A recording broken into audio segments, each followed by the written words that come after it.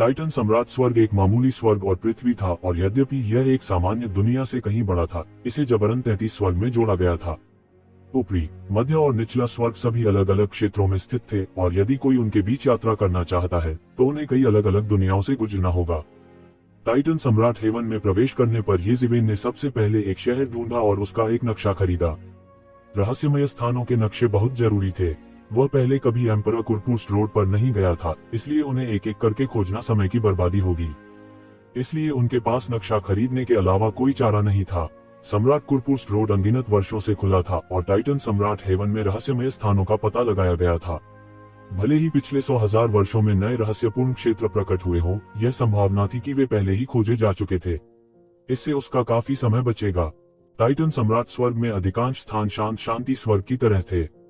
वे जंगली और अदम्य थे, और एकमात्र स्थान जहां देवता ध्यान देते थे वे शहर थे। सम्राट कुरपुस्ट रोड सभी प्रकार के भयानक प्राणियों का घर था, और देवता भी इस बात की गारंटी नहीं दे सकते थे कि उनका सिर किसी जानवर द्वारा नहीं काटा जाएगा। केवल वर्तनी संरचनाओं द्वारा संरक्षित शहरों में ही कोई सुरक्षित होगा। आमतौर पर लोग खुले में नहीं रहेंगे। शहर में लोगों का एक समुद्र था। एक के बाद एक कई लोग आ रहे थे। इससे येज़िवेन को कुछ आश्चर्य हुआ। क्या टाइटन सम्राट हेवन के शहरों में हमेशा इतने लोग रहते थे? रास्ते में उसने किसी से शहर में बाजार की स्थिति के बारे में पूछा। यह उन लोगों से अलग था जिनका उसने कैलम्पी स्काई में सामना किया था। यह स्थान कोई ऐसा स्थान नहीं था जहां यूं ही स्टॉल लगाए जा सकते थे। इसके विपरीत दुकानें थीं। दूसरे शब्दों में, इस बाजार पर लंबे समय तक लोगों का पहरा था। बेशक, सम्राट कुरपुस्ट रोड हर लाख साल में केवल एक बार खुलता है। कौन यहाँ 1000 साल तक रहेगा? येज़िवेन की उलझन को देखकर राहगीरों को तुरंत पता चल गया कि वह एक बाहरी व्यक्ति है। वे समझाए बिना नहीं रह सके। आपको यहाँ नया होना चाहिए। इस शहर पर हम जैसे बाहरी लोगों का नहीं, बल्कि आइस स्पिरिट कबीले के लोगों का कब्जा है। वे कर्फस्टन रोड के मूल निवासी हैं और पूरे साल कर्फस्टन रोड में रहते हैं। हम सिर्फ बाहरी हैं। येज़िवेन ने अचानक महसूस किया कि यह स्थान सम्राट कुरपुस्ट रोड की संवेदनशील जातियों द्वारा बनाया गया था। कोई आश्चर्य नहीं कि यह अन्य स्थानों की तुलना में इतना अधिक औपचारिक था।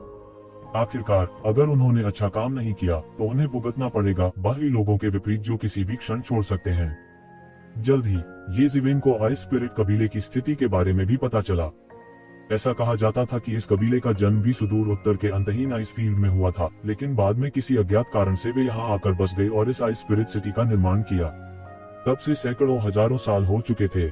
हालांकि आइस स्पिरिट कबीले का प्रजनन अपेक्षाकृत धीमा था, और वे इस खतरनाक कुरपुस्ट रोड में किसी भी समय लड़ाई का सामना कर सकते थे। इसलिए उनकी आबादी नहीं बढ़ सकती थी, और वे केवल आइस स्पिरिट सिटी पर कब्जा कर सकते थे। यदि यह मनुष्य होते तो पूरे सम्राट कुरपुस्ट रोड पर कब्जा करने के लिए सैकड़ों हजारों वर्ष पर्याप्त से अधिक होते। येज़िवेन एक किराने की दुकान में गई। यह पहली बार था जब उसने आइस स्पिरिट कबीले के लोगों को देखा था। उसे लगा जैसे वह किसी बर्फ की गुफा में गिर गया हो। आइस स्पिरिट कबीले के लोग बर्फ के टुकड़ों के संग्रह की तरह थे।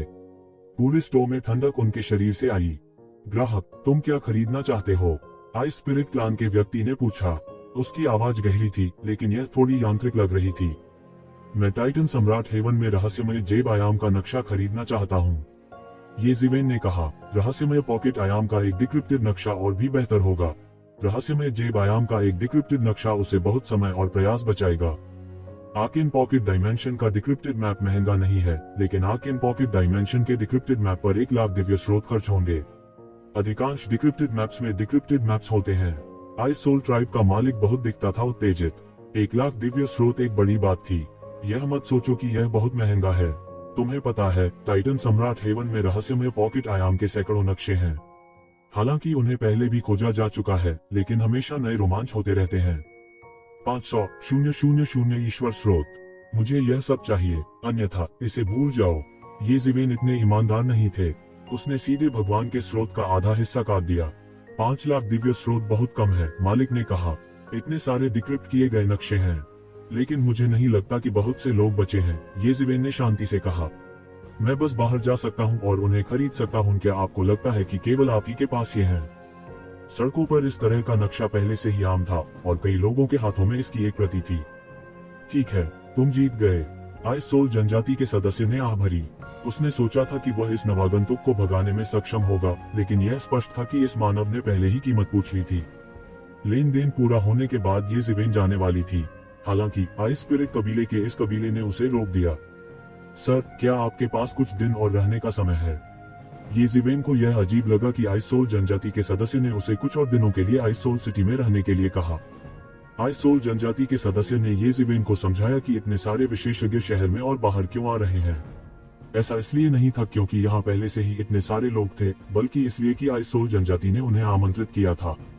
वह विशेषज्ञों के बीच एक विशेषज्ञ था और इसका कारण आइसोल कबीले के फ्रिगेट सोल आइस हॉट के लिए लड़ना था। यह आइसोल कबीले का मूल था और हर 100 साल में केवल कुछ टुकड़े ही पैदा किए जा सकते थे।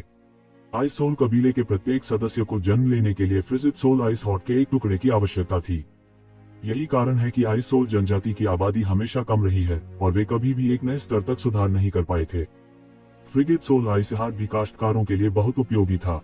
यह दसियों हजार वर्षों की खेती को जोड़ सकता है और ऋषि के दायरे से नीचे के काश्तकारों के लिए मौके पर सफलता हासिल करना बहुत संभव था।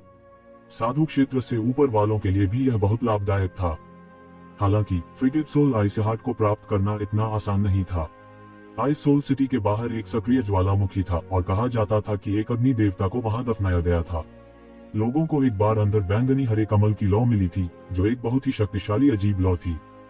फ्रिगेट सोल आइस हॉट प्राप्त करने की कीमत यह थी कि जो कोई भी पर्पल ग्रीन लोड्स फ्लेम प्राप्त करेगा, वह इसे फ्रिगेट सोल आइस हॉट के लिए विनिमय कर सकेगा। इस तरह की अत्यधिक गर्म जगह आइसोल जनजाति के लिए स्वतंत्र रूप से घूमने के लिए उपयुक्त नहीं थी। पर्पल ग्रीन लोड्स फ्लेम भी एक बहुत शक्तिशाली अजीब लौ थी, लेकिन मूल्य के मामले में यह अभी भी फ्रिगेट सोल आइस हॉट से हीन थी। आखिरकार फ्रिगेट सोल आइस हॉट में जीवन का स्रोत था और यह आइसोल जनजाति के पोषण की कुंजी थी। यदि कोई किसान इसे निगल जाता है तो उनकी खेती कम समय में सफलता हासिल करने में सक्षम होगी। यह सुनकर येशिवेन की दिलचस्पी बढ़ गई। वह छोड़ने की योजना बना रहा था, लेकिन अब उसने रहने का फैसला किया। वह एक अड़चन तक पहुंच गया था और उसे सामान्य रूप से सफलता प्राप्त करने में कुछ समय लगेगा। यदि वह फ्रिगेट सोल आइस हॉट का उपयोग सफलता हासिल करने के लिए कर सकता है, तो वह थोड़े समय में इम्पेरिशेबल दायरे के शिखर तक पहुंचने में सक्षम होगा। तब वह ऋषि के दायरे से बाहर निकलने के लिए तैयार होगा। इस मामले को लेकर पूरे आइसोल सिटी में हंगामा मच गया। The frigate soul ice hot titan सम्राट हेवन में एक दुर्लभ खजाना था और हर कोई इसके द्वारा लुभाया गया था। कुछ लोगों ने कुछ करने की कोशिश की थी, लेकिन आइसोल ट्राइब के प्रमुख की ताकत के कारण उन्होंने कुछ भी जल्दबाजी में नहीं किया।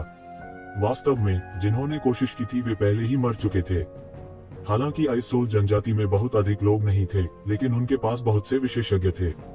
यह पहली बार था जब आइसोल ट्राइब ने फ्रिगेट सोल आइस हॉट को जनता के लिए खोला था, इसलिए दूसरी दुनिया के कई लोगों ने इसके बारे में सुना और आए।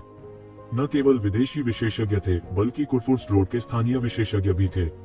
इन लोगों को कम नहीं आंका जाना चाहिए था।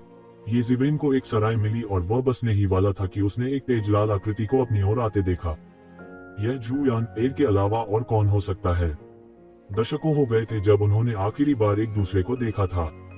वह हमेशा की तरह ऊर्जावान थी और दशकों पहले की तुलना में उसकी ताकत में सुधार हुआ लगता था। ये जिवेन ने तुरंत अपना असली रूप प्रकट किया और जूयान र ने उसे तुरंत पहचान लिया। ये जिवेन, तुम यहाँ क्या कर रही हो? उसके सुंदर चेहरे पर सुखद आश्चर्य की झलक दिखाई दी। वह थोड़ा छुआ भी था। वो इस बारे में बहुत कुछ जानती थी कि कितनी ताकतें येशिवेन के साथ परेशानी की तलाश कर रही हैं, इसलिए येशिवेन ने अपना रूप बदलने का फैसला किया। यह तथ्य कि वह उसके सामने अपना असली रूप दिखाने को तैयार था, यह दर्शाता है कि उसने उस पर भरोसा किया। येशिवेन मुस्कुराए और फिर से अपना रूप बदल लिया।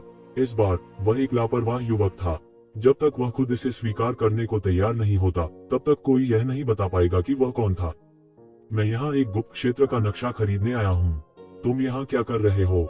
ये जिवेन ने कुछ भी नहीं छुपाया और सीधे पूछा। जूयान र अचानक समझ गई।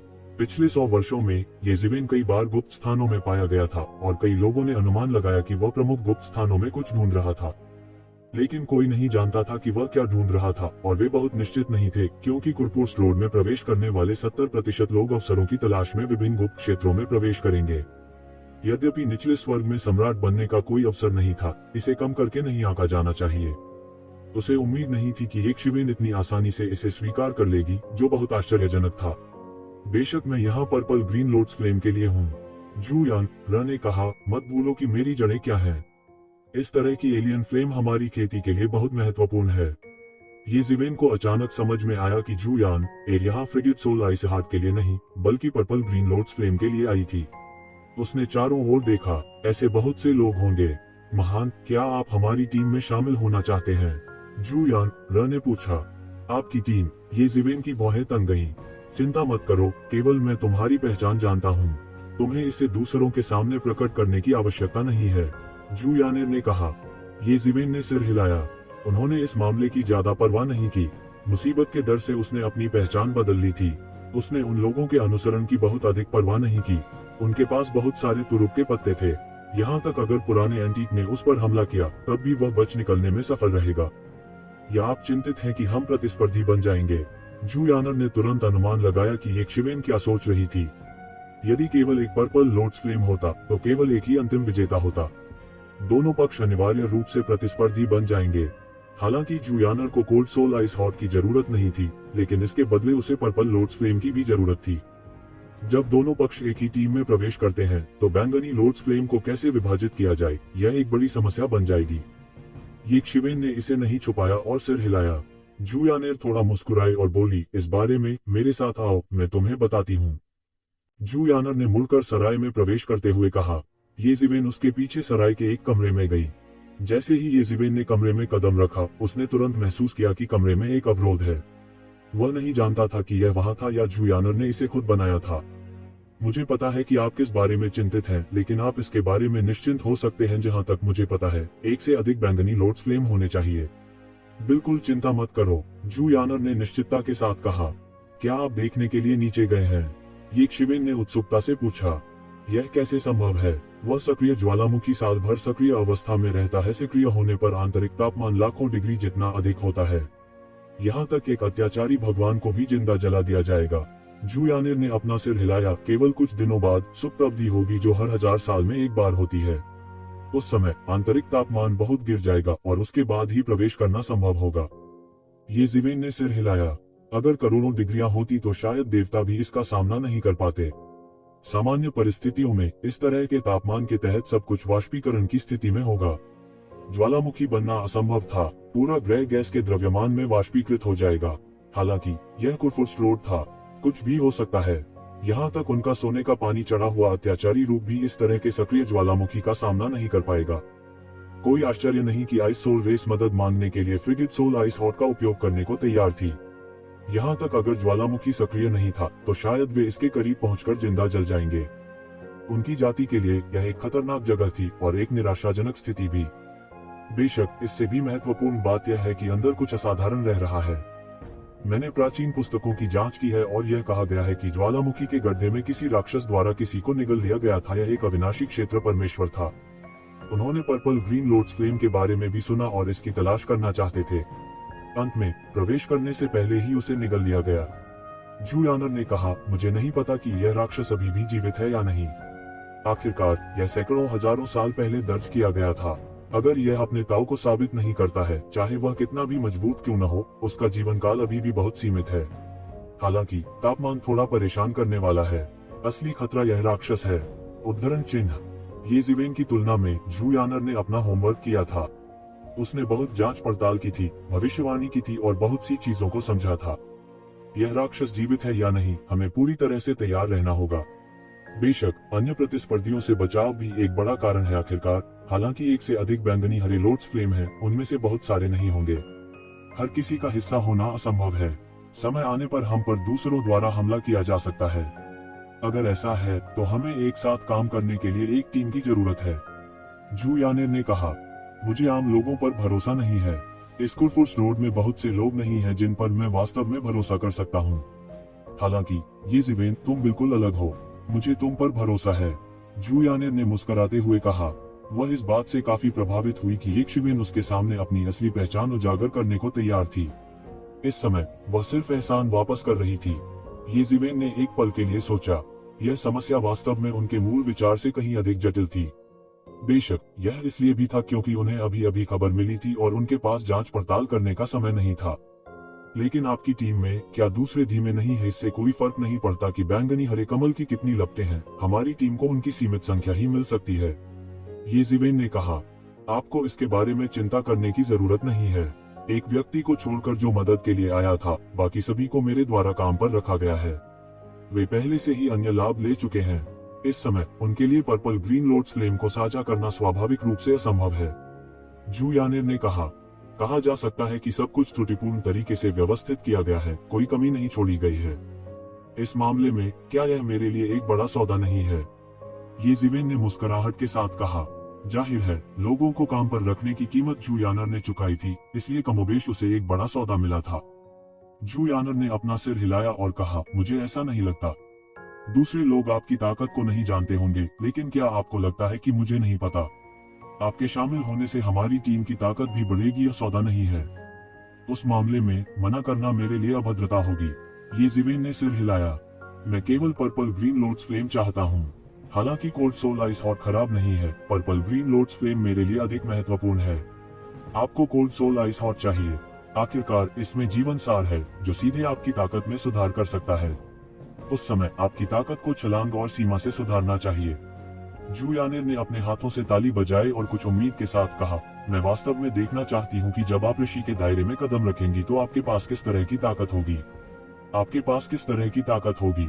लेकिन क्या आप जानते हैं कि आइस स्पिरिट कबीला पर्पल ग्रीन लोड्स फ्लेम क्यों इकट्ठा कर रहा है? वे केवल एक ही मार्ग का अभ्यास करते हैं। इस तरह की बैंगनी हरी कमल की लौ उनके लिए हानिकारक होनी चाहिए। येज़िवेन ने अपने दिल में संदेह से पूछा। पर्पल ग्रीन लोड्स फ्लेम कई काश्तकारों के लिए कोई छोटा लाभ नहीं था, लेकिन आइस स्पिरिट कबीले के लिए यह कोई छोटा नुकसान नहीं था। अगर वे इसे निगलने की हिम्मत करते तो वे थोड़े ही समय में जिंदा जला दिए जाते। साधारण लोग इसके बारे में नहीं जानते हैं। मैंने भी इसे खोजने के लिए बहुत प्रयास किया है। जू यानर ने येज़िवेन पर नजर डाली और कहा, अगर जानकारी सही है तो आइस स्पिरिट कबीले के कुलपति की खेती में समस्या होनी चाहिए। खेती के साथ एक समस्या है। येज़िवेन थोड़ा हिल गई थी। आइस स्पिरिट कबीले में बहुत से लोग नहीं थे, लेकिन वे अन्य कुलों को रोकने में सक्षम थे। काफी हद तक वे अपने कबीले में कई अत्याचारी स्वामी पर निर्भर थे, और इन अत्याचारी आकाओं में आइस स्पिरिट कबीले का कुलपति सबसे अत्याचारी था। ऐसा कहा जाता था कि उसने ऋषि साम्राज्य के शिखर तक साधना की थी। उन राक्षसी विदेशी प्रतिभाओं की तुलना में लगभग कोई कमजोर नहीं था। वह लगभग कुरफुर्स रोड के शिखर पर था, इसलिए किसी ने भी आइस स्पिरिट सिटी में गुस्ताखी करने की हिम्मत नहीं की। येज़िवेन यहाँ केवल थोड़े ही समय के लिए थे, लेकिन उन्होंने यह सब पहले ही सीख लिया था। क्योंकि इतने कम समय में इतने सारे लोग आइस स्पिरिट कबीले के बारे में बात कर रहे थे, उसके लिए इसके बारे में सीखना आसान था। लेकिन अगर आइस स्पिरिट जनजाति के प्रमुख को अपनी खेती से कोई समस्या होती है तो यह एक बहुत ही खतरनाक स्थिति होगी। आखिरकार आइस स्पिरिट जनजाति टाइटन सम्राट हेवन में एकमात्र शक्तिशाली लोग नहीं थे, उनके नश्वर शत्रु भी थे, और अगर उन्हें खबर की हवा मिल गई तो यह उनके लिए एक आपदा होगी। कोई आश्चर्य नहीं कि कोई नहीं जानता था कि आइस स्पिरिट कबीला बैंगनी हरे कमल की लौ को इकट्ठा करने के लिए इतनी दूर क्यों गया था। यह पता चला कि समस्या आइस स्पिरिट कबीले के भीतर ही है। बेशक इस तरह की जानकारी का आइस स्पिरिट कबीले के लिए बहुत महत्व था, और यह संभावना थी कि आइस स्पिरिट कबीले के बहुत से लोग इसके बारे में नहीं जानते थे। तथ्य यह है कि जू यानर ने इस जानकारी को प्राप्त करने का एक तरीका खोज लिया था। यह दर्शाता है कि उसके पास कनेक्शनों का एक शक्तिशाली नेटवर्क था। हाँ, यह सही है। मुझे मिली जानकारी के अनुसार आइस सोल कबीले के नेता ने शायद बलपूर्वक राजा के दायरे में घुसने की कोशिश की थी, इसलिए वह धर्म शक्ति द्वारा घायल हो गया था और एक अमित ताओवादी के साथ रह गया था चोट। मुझे डर है कि वह पर्पल ग्रीन लोड्स फ्लेम को अपनी ताओवादी चोट को ठीक करने और यिन और यांग को संतुलित करने के लक्ष्य को प्राप्त करने के लिए चाहता है। उसमें हिम्मत है, येज़िवेन ने कहा। अंत में येज़िवेन केवल ऐसा वाक्य कह सकती थी, कुरपुस रोड में एक राजा के अस्तित्व की अनुमति देना बिल्कुल असंभव था। हालांकि वह नहीं जानता था कि नियम किसने निर्धारित किया था, यह वास्तव में एक सच्चाई थी। प्राचीन काल से किन सम्राट के अलावा जिन्होंने एक बार कुरपुस रोड में अपनी लड़ाई लड़ी थी, किसी और ने राजा के रूप में कुरफुरस रोड में प्रवेश करने की हिम्मत नहीं की।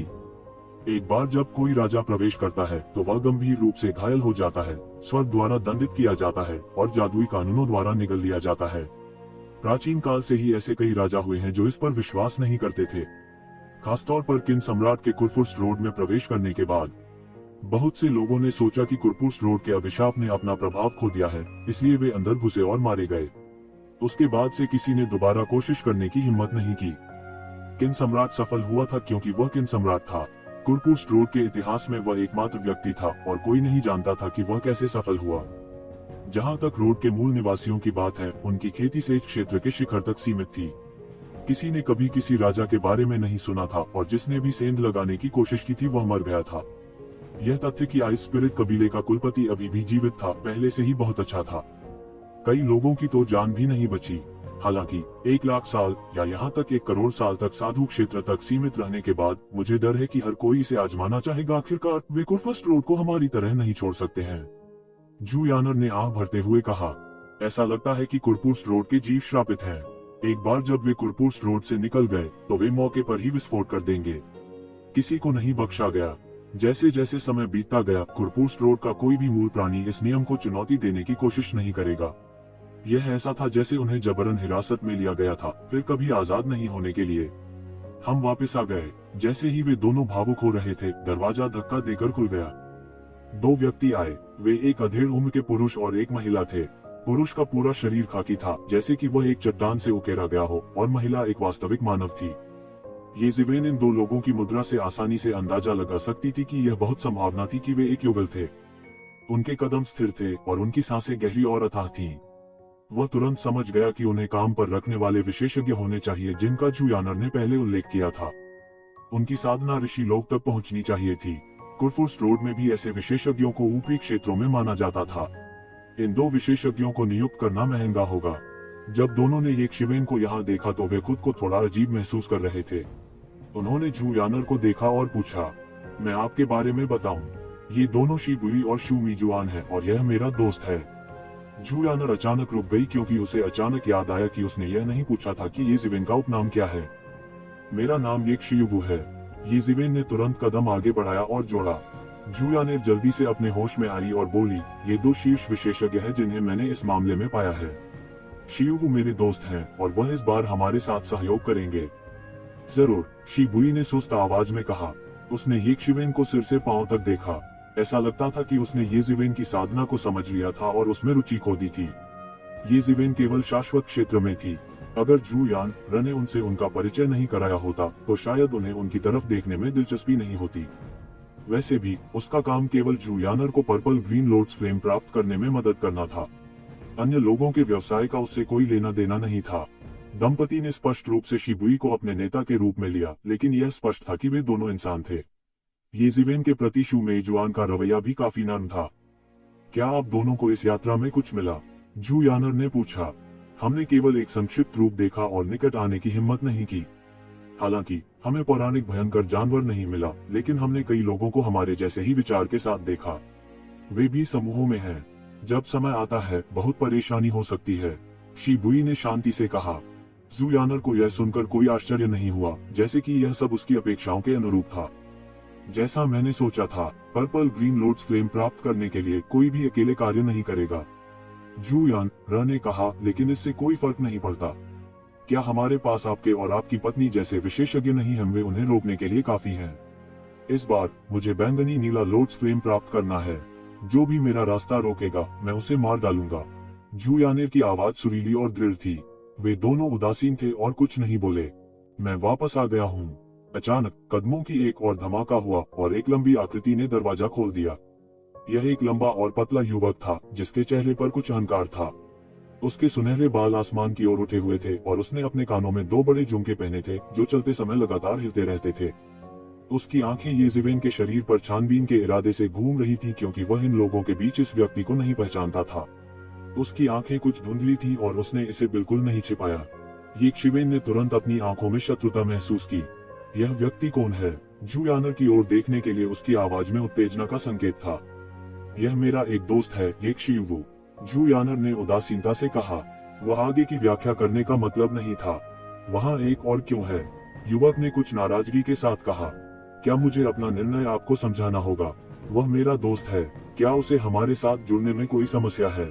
जू यानर ने अपनी बाहें तनी और ठंडे स्वर में कहा। उसके चेहरे पर झुंझलाहट का भाव था। इस बार आपके पास बैंगनी हरे कमल की लौ प्राप्त करने में आपकी सहायता करने के लिए मैं हूँ। किसी को कोई समस्या नहीं होगी। आपको किसी और को खोजने की आवश्यकता क्यों है? युवक असंतोष के साथ चिल्लाया। शिबुई और उनकी पत्नी थोड़े नाखुश दिखे। इस युवक के शब्दों ने उन्हें ऐसा लग रहा था जैसे वे कुछ भी नहीं थे। क्या वे सिर्फ एक बोझ थे? जू यानर ने अपनी शेखी बघारने की परवाह नहीं की और कहा, तुम्हारा भाई कहाँ है? मेरा भाई बंद दरवाजे की साधना में है और वह एक महत्वपूर्ण मोड़ पर है। मुझे नहीं लगता कि वह बैंगनी हरे लोड्स फ्लेम को प्राप्त करने के लिए समय पर पहुंच पाएगा। युवक ने जोर से कहा, लेकिन इससे कोई फर्क नहीं पड़ता। मैं यहाँ हूँ। इससे कोई फर्क नहीं पड़ता कि मेरा भाई यहाँ है या नहीं। उसने जू यानर पर नजर डाली और उसकी आंखों में लालच का एक संकेत चमक उठा। ऐसा लग रहा था जैसे वह किसी वर्जित चीज को देख रहा हो। हालांकि यह दृश्य ये शिवेन की आंखों में गिर गया। कोई आश्चर्य नहीं कि अभी उसकी आंखें इतनी अमित्र थीं। ये जिवेन, मुझे माफ कर दो। तुम्हें इस आदमी के रवैये के बारे में चिंता करने की जरूरत नहीं है। इस समय जू यानर ने उन्हें एक आवाज प्रसारण भेजा। इन दोनों भाइयों के पिता हमारे कबीले के बुजुर्गों के दोस्त हैं, इसलिए हम उनसे छुटकारा नहीं पा सकते। इस बार वे काम आएंगे, बस इसे सहन करो। ये जिवेन को अचानक एहसास हुआ कि जू यानर के स्वभाव के साथ वह इसे सहन कर सकती है। यह पता चला कि ऐसा कारण था। उसका नाम गु गुआंगमिंग है। उसका एक भाई भी है, गु गुआंग्यो। वे जुड़वा बच्चों की जोड़ी हैं। हालांकि उनका चरित्र साधारण है, वे बहुत मजबूत हैं। अन्यथा मैं उसे इस बार अपनी टीम में शामिल नहीं होने देता। जू यानर ने कहा, इसे येशिवेन का स्पष्टीकरण माना जा सकता है। मेरे बारे में चिंता मत करो, मैं उससे बहस करने के लिए ऊब नहीं हूँ। येशिवेन ने कहा कि वह ठीक है। यानर, हालांकि वह तुम्हारा दोस्त है, इस बार पर्पल ग्रीन लॉर्ड्स फ्लेम को छीनना बहुत खतरनाक है। वह साधु भी नहीं है और उसके पास पवित्र राज्य भी नहीं है। वह अति उच्च का विरोध कैसे कर सकता है? तापमान, समय आने पर हमें नीचे मत खींचो। गु गुआंगमिंग ने येजिवेन की तरफ देखा और एक अमित्र भाव के साथ कहा, चिंता मत करो, मेरे पास साधन है, मैं तुम्हें नीचे नहीं खींचूंगा। येजिवेन ने हल्के से कहा, मुझे अपनी चिंता करने की जरूरत नहीं है, लेकिन तुम रो मत और हमें बचाने के लिए भीख मत मांगो। येजिवेन की भौहें तनी थीं। वह थोड़ा नाखुश था। यह गु गुआंगमिंग लगातार आक्रामक था और यहाँ तक उसके साथ परेशानी भी ढूंढना चाहता था। वह निपटने के लिए एक अच्छा व्यक्ति नहीं था। क्या कहा आपने?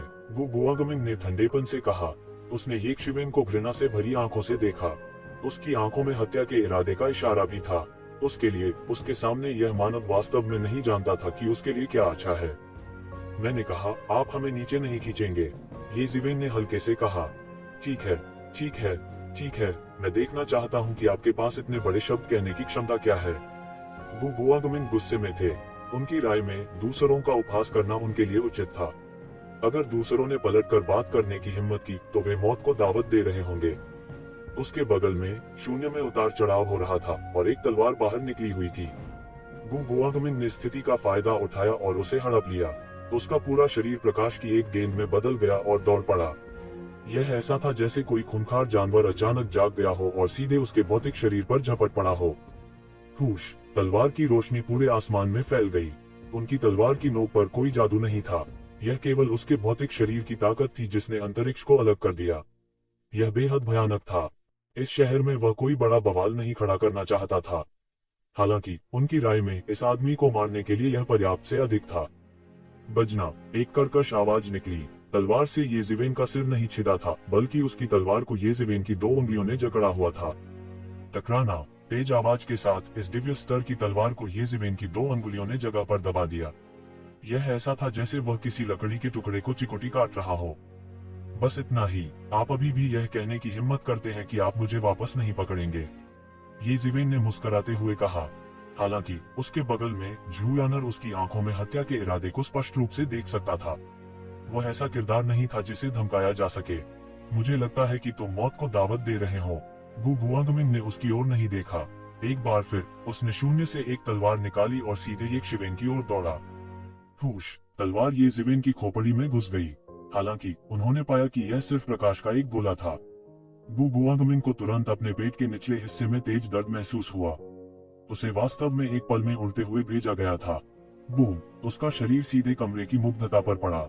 विशाल शक्ति ने वास्तव में जादू को तोड़ दिया और इसे तोड़ दिया। गर्जन! गु गुआंगमिंग विस्फोट करने ही वाले थे कि उन्होंने जू यानर की तेज आवाज सुनी। बस, क्या तुम हमारे शुरू होने से पहले आपस में लड़ने की योजना बना रहे हो? जू यानर के शब्दों ने तुरंत उसे शांत कर दिया। उसने येशिवेन की आंखों में नफरत भरी निगाहों से देखा। ऐसा लग रहा था कि वह किसी तरह की साजिश रच रहा है, लेकिन उसने दोबारा हमला नहीं किया। यह सब येशिवेन की आंखों में गिर गया। उसकी आंखों में हत्या का इरादा कम नहीं हुआ। यह गु गुआंगमिंग अभी भी उसके खिलाफ साजिश रचने की कोशिश कर रहा था। वह बिल्कुल उसे जीने नहीं दे सकता था, नहीं तो वह एक छिपा हुआ खतरा बन जाएगा। हालांकि वह गु गुआंगमिंग के इरादों को एक नजर में देख सकता था। उसने अनुमान लगाया कि गु गुआंगमिंग कहीं उसका इंतजार कर रहे थे। वह देखना चाहता था कि गु गुआंगमिंग के पास क्या तरीके हैं। समय आने पर उसे मौके पर ही मारने का बहाना खोजने की भी जरूरत नहीं होती।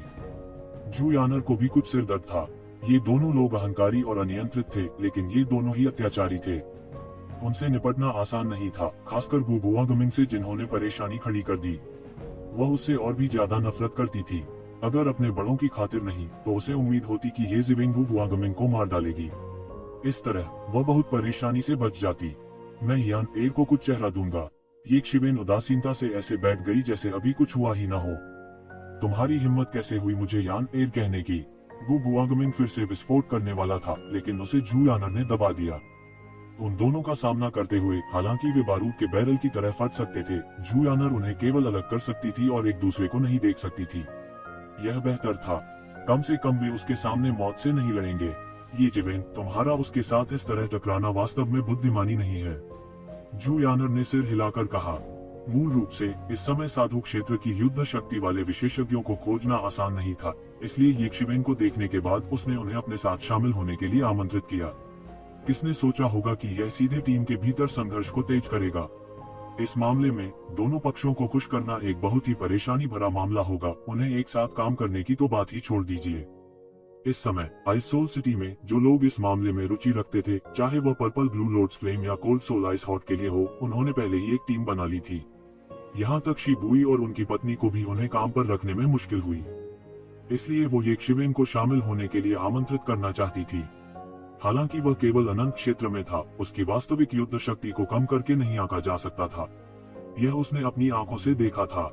येशिवेन ने अकेले ही वू जियू को इस हद तक हरा दिया था कि वो वापस नहीं लड़ सकता था।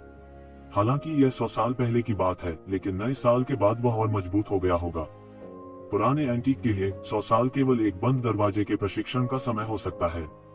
बहुत अधिक प्रगति नहीं होगी, लेकिन जो राक्षस अभी भी सुधार कर रहे थे, उनके लिए यह एक बड़ा कदम आगे बढ़ाने के लिए पर्याप्त था। लड़ाई अभी इस बात को साबित करती दिख रही थी। हालांकि गु बुआगमिंग ने अपनी पूरी ताकत का इस्तेमाल नहीं किया, अपनी ताकत का 1% भी नहीं, फिर भी ये जिवेन ऐसा कैसे नहीं कर सकता था। किसी को यह जानना होगा कि यद्यपि वू जियू 100 साल पहले मजबूत था, गु बुआगमिंग की तुलना में अभी भी एक बड़ा अंतर था। उसे फंसाने का मूल इरादा निश्चित रूप से गलत नहीं था, लेकिन समस्या केवल यह थी कि उसने कभी उम्मीद नहीं की थी कि गु बुआगमिंग और ये जिवेन इतने असंगत होंगे कि वे पहली बार मिलने पर एक दूसरे से लड़ेंगे। इसने उसे एक अतुलनीय सिर दर्द दिया। ऐसा नहीं है कि मैंने उसे उकसाया, मैं परेशानी पैदा नहीं करना चाहता, लेकिन अगर कोई परेशानी पैदा करना चाहता है, तो मैं उसे बता दूंगा कि हर तरह की अवज्ञा का स्वामी होने का क्या मतलब है। ये जिवेन ने उपहास के साथ कहा। जू यानर को और भी ज्यादा सिर दर्द था।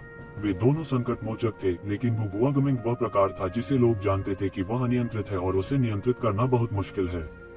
पहली नजर में वह हानिरहित लग रहा था, लेकिन अगर कोई उसके सिर पर सवार होकर अत्याचारी की तरह काम करना चाहता था, तो वह तुरंत एक संकट मोचक, सभी प्रकार की अवज्ञाओं के स्वामी में बदल जाएगा। यह निश्चित रूप से सिर्फ एक नारा नहीं था, यह वह भी था जिसे वह एकत्रित की गई जानकारी से विश्लेषण कर सकती थी। वह न केवल एक संकट मोचक था, वह केवल कानून विहीन था। जब वह अभी भी गहरे क्षेत्र में था, उसने डेमिगोड को अपमानित करने का साहस किया, और जब वह डेमिगोड में था, तो उसने देवताओं को चुनौती देने का साहस किया। अगर कोई उसके हानिरहित रूप से धोखा खा गया, तो वह असली तूसेन होगा। कोई बात नहीं, आपको मुझे चेहरा देना होगा और उसके साथ संघर्ष नहीं करना होगा, अन्यथा हमारी आधी टीम का सफाया हमारे शुरू होने से पहले ही हो जाएगा। जू यानर ने ये जिवेन को देखा और कहा, मैं आपको चेहरा दे सकता हूँ, बशर्ते कि वह मुझे उकसाए नहीं, अन्यथा मैं उसे मार डालूंगा और फिर मुझे दोष मत दो। ये जिवेन ने उदासीनता से कहा, क्या आप जानते हैं कि उनके शिक्षक विपुल खजाने के प्रसिद्ध स्वर्गीय राजा हेंदो भाई बहुतायत से खजाने के पसंदीदा छात्रों के स्वर्गीय राजा हैं। अगर आप गु बुआगमिंग को मार देते हैं, तो पूरी हिडन वैली भी बड़ी मुसीबत में पड़ जाएगी। जू यानर ने कहा। येशिवेन थोड़ा अवाक रह गई। उन्हें उम्मीद नहीं थी कि इन दोनों भाइयों का इतना बड़ा बैकग्राउंड होगा। कोई आश्चर्य नहीं कि वे इतने ढीठ थे। इस दुनिया में कई राजा हुए, लेकिन इन राजाओं में कुछ बेहद शक्तिशाली शीर्ष के राजा भी थे। इसलिए शीर्ष 10 राजाओं की कहावत थी। भरपूर खजाने का स्वर्गीय राजा शीर्ष 10 राजाओं में से एक था। उसका मूल अत्यंत रहस्यमय था और कोई नहीं जानता था कि वह कौन था। वह पहले से ही एक राजा था जब उसने अपना करियर शुरू किया था। बाद में उन्होंने आगे बढ़ना जारी रखा और शीर्ष 10 राजाओं में से एक बन गए। लाखों वर्षों तक उनकी स्थिति कभी डगमगाई नहीं थी। वह एक सुपर पावर हाउस था जिसने वास्तव में किन सम्राट की महिमा देखी थी। ऐसा कहा जाता था कि प्रचुर खजाने के स्वर्गीय राजा ने एक बार किन सम्राट से मुलाकात की थी और उसके साथ चर्चा करने के लिए बैठे थे। यदि ताओ को प्राप्त करने की सबसे अधिक संभावना की सूची होती तो भरपूर खजाने के स्वर्गीय राजा निश्चित रूप से शीर्ष पर होते। इतने शक्तिशाली शिक्षक के साथ यह कोई आश्चर्य नहीं था कि गु बुआंगमिंग इतने घमंडी थे। यह भी कोई आश्चर्य नहीं था कि जू यान एर अपनी पृष्ठभूमि और स्वभाव को लेकर इतनी सहिष्णु हो सकती है। कोई आम आदमी होता तो कब का भगा दिया होता। ऐसे अद्भुत शिक्षक का होना वास्तव में एक सौभाग्य की बात है। हालांकि शिक्षक मार्ग का नेतृत्व कर सकता है, लेकिन साधना व्यक्ति पर निर्भर करती है। उसकी साधना पूर्ण से बहुत दूर है। भले ही वह बहुतायत के खजानों का स्वर्गीय राजा हो, अगर वह मेरे लिए परेशानी पैदा करना जारी रखता है तो मैं उसे बता दूंगा कि मैं कितना शक्तिशाली हूँ। ठीक है, मैं उसे समझाऊंगा। यदि वह तुम्हारे लिए समस्या उत्पन्न करना जारी रखता है तो तुम्हें मुझे कोई चेहरा देने की आवश्यकता नहीं है। विनम्र मत बनो, बेरहमी से उसकी पिटाई करो। मैं भी उनसे लंबे समय से नाराज हूँ। यह कहने के बाद जू यान हंस पड़ी। वह पहले ही इलाज छोड़ चुकी थी। वह उनमें से किसी के बारे में कम परवाह नहीं कर सकती थी। वह कभी भी उन्हें पर्पल ग्रीन लॉर्ड्स फ्लेम छीनने की अपनी योजना को प्रभावित नहीं होने देगी। यह भी एक योजना थी जिसे येज़ेबेल बिल्कुल भी प्रभावित नहीं होने दे सकती थी। यह इस बात से संबंधित था कि क्या वह थोड़े समय में मरे हुए दायरे के शिखर तक पहुंच सकता है। देखते ही देखते कुछ दिन बीत गए। इन दिनों के दौरान येज़ेबेल नहीं रुकी। वह हाई सोल सिटी गया और इधर उधर टहलता रहा। हालांकि उन्होंने ऐसा कुछ भी नहीं खरीदा जो उन्हें संतुष्ट करे। गु बुआंगमिंग पिछले कुछ दिनों से शहर से बाहर थे। ऐसा लग रहा था कि वह सक्रिय ज्वालामुखी की खोज कर रहे हैं। चूंकि वे साथ नहीं थे, इसलिए उनके बीच कोई विवाद नहीं था। इससे जू यान को राहत महसूस हुई। जैसे जैसे समय बीतता गया, अधिक से अधिक विशेषज्ञ आइसोल सिटी में एकत्रित हुए। यह लगभग ऐसा था जैसे टाइटन सम्राट हेवन के सभी शीर्ष विशेषज्ञ वहां एकत्र हुए हों। जल्द ही ज्वालामुखी के लिए अपनी सुप्त अवधि में प्रवेश करने का समय आ गया था। क्योंकि एक शक्तिशाली व्यक्ति ने इस सक्रिय ज्वालामुखी के लिए सुप्तावस्था के समय की गणना की थी, उन्हें किसी के अपने से आगे निकलने की चिंता करने की आवश्यकता नहीं थी। बेशक अगर ज्वालामुखी अभी भी फूट रहा था, तब कोई चुपके से अंदर आ सकता है और बैंगनी कमल की लौ को दूर ले जा सकता है, तो उनके पास कहने के लिए कुछ नहीं होगा। आखिरकार वह दिन आ ही गया और सभी शक्तिशाली प्रभामंडल शहर से बाहर निकल गए। पलक झपकते ही वे 5000 किलोमीटर से अधिक दूर हो गए। यह एक अतुलनीय रूप से विशाल ज्वालामुखी था जो लगातार आग की लपटों को भड़का रहा था, जिससे गर्मी की लहरें बह रही थीं। हजारों मील दूर से भी तापमान 100 डिग्री सेल्सियस से ऊपर था। सामान्य जीवन रूपों के लिए यहाँ जीवित रहना असंभव था। यहाँ तक कुछ अतिवादी जीव भी यहाँ जीवित नहीं रह पाएंगे। येज़ेबेल और अन्य लोग हजारों किलोमीटर दूर मिले। थोड़ी देर बाद गु बुआंगमिंग पहुंचे। उसने येज़ेबेल को देखा भी नहीं, बल्कि सीधे सक्रिय ज्वालामुखी को देखा। येज़ेबेल उस पर ध्यान देने के लिए बहुत आलसी थी। उन्होंने सक्रिय ज्वालामुखी को भी देखा। तापमान इतना अधिक था कि हवा भी विकृत हो गई थी। आत्मा उसमें प्रवेश ही नहीं कर सकती थी। यहाँ तक अगर उसने मुक्ति की आंखें खोली तो वह केवल थोड़ा आगे ही देख सका। यह एक चरम वातावरण था। साथ ही वह यह भी महसूस कर सकता था कि इस अवसर की प्रतीक्षा में शून्य में छिपी हुई आकृतियां थीं। वे सभी जल्द से जल्द अंदर घुसना चाहते थे। हर कोई मेरी आज्ञा की प्रतीक्षा करें। हम एक साथ दौड़ेंगे शिबुरी। आप और आपकी पत्नी किसी भी संभावित शत्रु को रोकने के लिए जिम्मेदार होंगे। गु बुआंगमिंग, आप उनकी मदद करें। येज़ेबेल, तुम मेरे साथ पर्पल ग्रीन लॉर्ड्स फ्लेम लेने आओ। जू यान ने कहा। हालांकि यह थोड़ा खुरदरा था, यह वास्तव में व्यवहारिक था। केवल गु बुआंगमिंग बहुत असंतुष्ट थे। बैंगनी हरे कमल की लौ को इकट्ठा करने के लिए उसे आपके साथ क्यों जाना चाहिए? मेरी ताकत के साथ आपकी मदद करना मेरे लिए सबसे अच्छा है। गु बुआंगमिंग ने तुरंत अनिच्छा से कहा। यदि आप नहीं चाहते हैं तो आप अभी जा सकते हैं, या आप स्वयं एक टीम बना सकते हैं। जू यान ने ठंडेपन से कहा। उसने इन दिनों के बारे में सोचा था। टीम में इन दोनों को आपस में लड़ने देने से अच्छा था कि एक को भगा दिया जाए। वह लंबे समय से गु बुआंगमिंग से असंतुष्ट थी। इस समय उसने अभी भी समग्र स्थिति की उपेक्षा की और येज़ेबेल से निपटना चाहता था।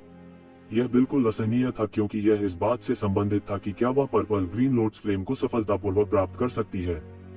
ठीक है, यह भी अच्छा है। जू यान, क्या तुम सच में मुझे इस आदमी से दूर करना चाहती हो? गु बुआंगमिंग ने ठंडी मुस्कान के साथ कहा। उसके पास इन दिनों काफी था। उसने ऐसा समझौता कब किया? अंत में इस कुतिया ने फिर भी उस इंसान को अपने ऊपर चुना। हाँ, अगर आप संतुष्ट नहीं हैं, तो आप अपने आप जा सकते हैं। जू यान ने कहा। मेरे बिना तुम क्या कर सकते हो? क्या तुम केवल शाश्वत क्षेत्र पर भरोसा करना चाहते हो? गु बुआंगमिंग ने उपहास किया। वह घूमा और चला गया। इससे पहले कि वह मुड़ता, उसने येज़ेबेल को अंतहीन हत्या के इरादे से देखा। इस आदमी की आंखें अनुकूल नहीं हैं। मुझे डर है कि समय आने पर वह परेशानी की तलाश में आ सकता है। अगर हमने देरी की तो हम मुसीबत में पड़ जाएंगे। शिबुई ने आखिरकार दबी हुई आवाज में कहा। उसकी आंखों में कुछ चिंता थी। बेशक उन्हें उम्मीद थी कि जूयान र सफल हो सकती है। जूयान र का वादा केवल आधा ही पूरा हुआ था। उसके सफल होने के बाद ही अन्य आधा पूरा हो सका। वह बिल्कुल नहीं चाहते थे कि कोई दुर्घटना हो। तो मैं उसे मार डालूंगा। किसी भी हालत में मैं उसे सामने नहीं आने दूंगी और हमारी योजना को बर्बाद नहीं होने दूंगी। ये जिवेन ने ठंडेपन से कहा। उसकी आंखों में हत्या का इरादा लगभग पूरा हो गया था। चूंकि वह चला गया है, शिबुई, आप और आपकी पत्नी अधिक दबाव में होंगे। अगर कोई इसे छीनने के लिए आता है तो आपको बस उन्हें वापस पकड़ने की जरूरत है। आपको उनसे लड़ने की जरूरत नहीं है। जूयान र ने कहा। शिबुई ने सिर हिलाया।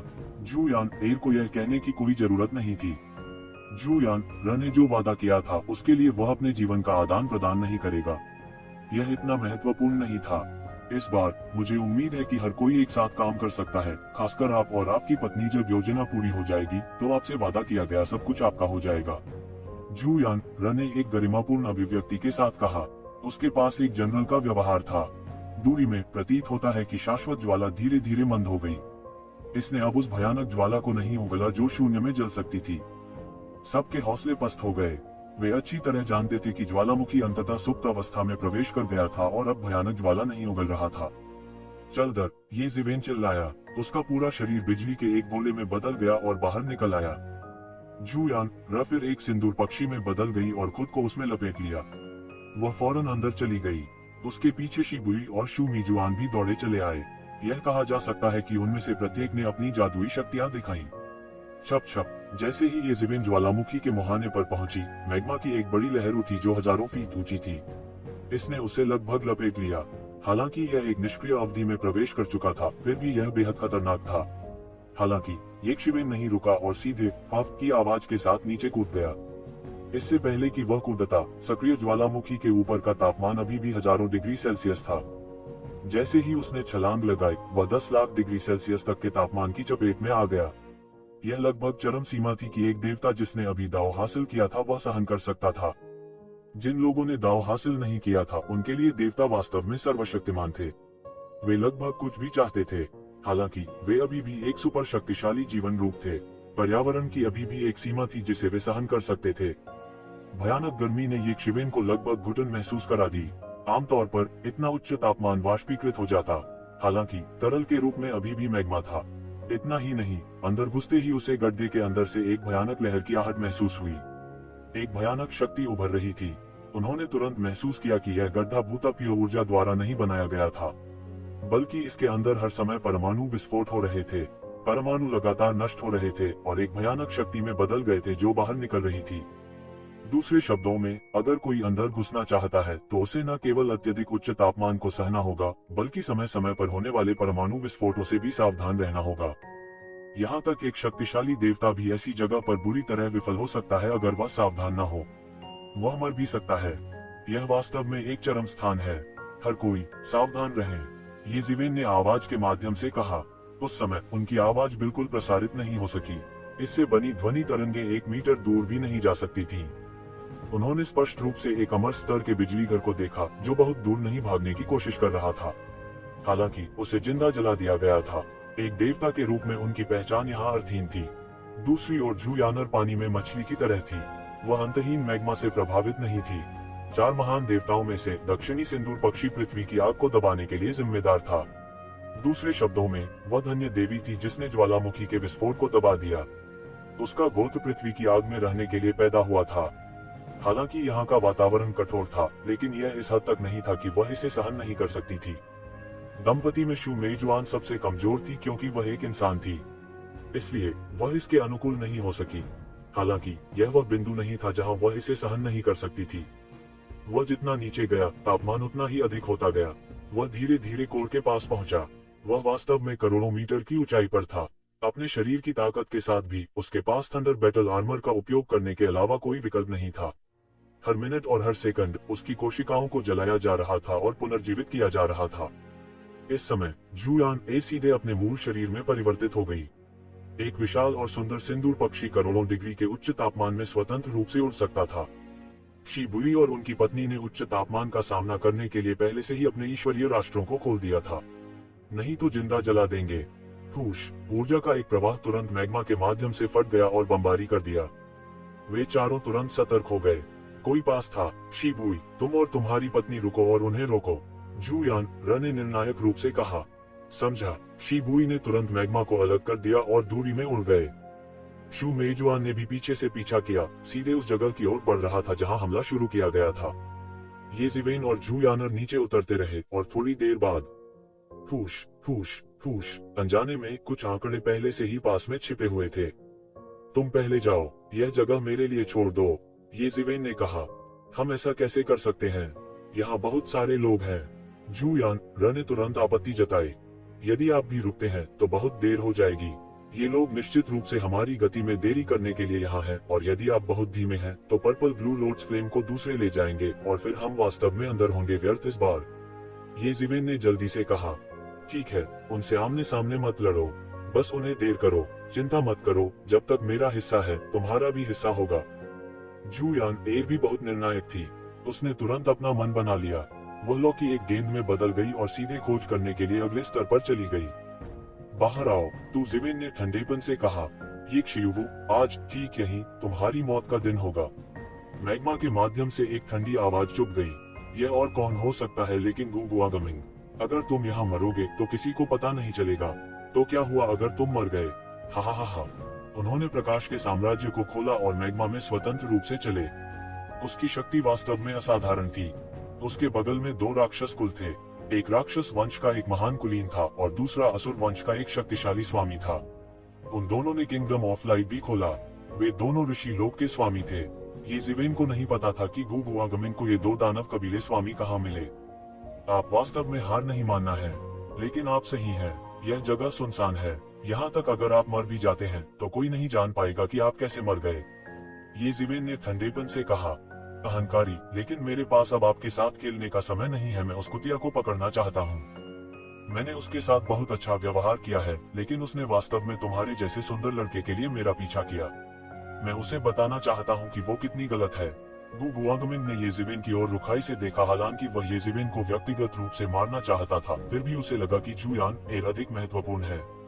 वह चाहती है कि पर्पल ग्रीन लॉर्ड्स फ्लेम टूट जाए। मैं चाहता हूं कि वह मेरे सामने घुटने टेके और मुझसे भीख मांगे। हा हा हा। ऐसा करो, उसे मार डालो। मैं नहीं चाहता कि वह फिर से मेरे सामने आए। गुगुआगमिन के बोलने के बाद उनके शरीर से खजाने की रोशनी निकली। एक खजाने की नाव वास्तव में प्रकट हुई और उसके चारों ओर लिपटी हुई थी। यह एक प्रकार का जादुई उपकरण था जिसका उपयोग विशेष रूप से ध्रुवीय क्षेत्र में चलने के लिए किया जाता था। बहुतायत के खजाने के स्वर्गीय राजा के तहत पैदा होने के कारण उसके पास स्वाभाविक रूप से बहुत सारे जादू के उपकरण थे। हुश, कुछ ही सांसों में गुगुआगमिन की खजाने की नाव चेहरे से गायब हो गई थी।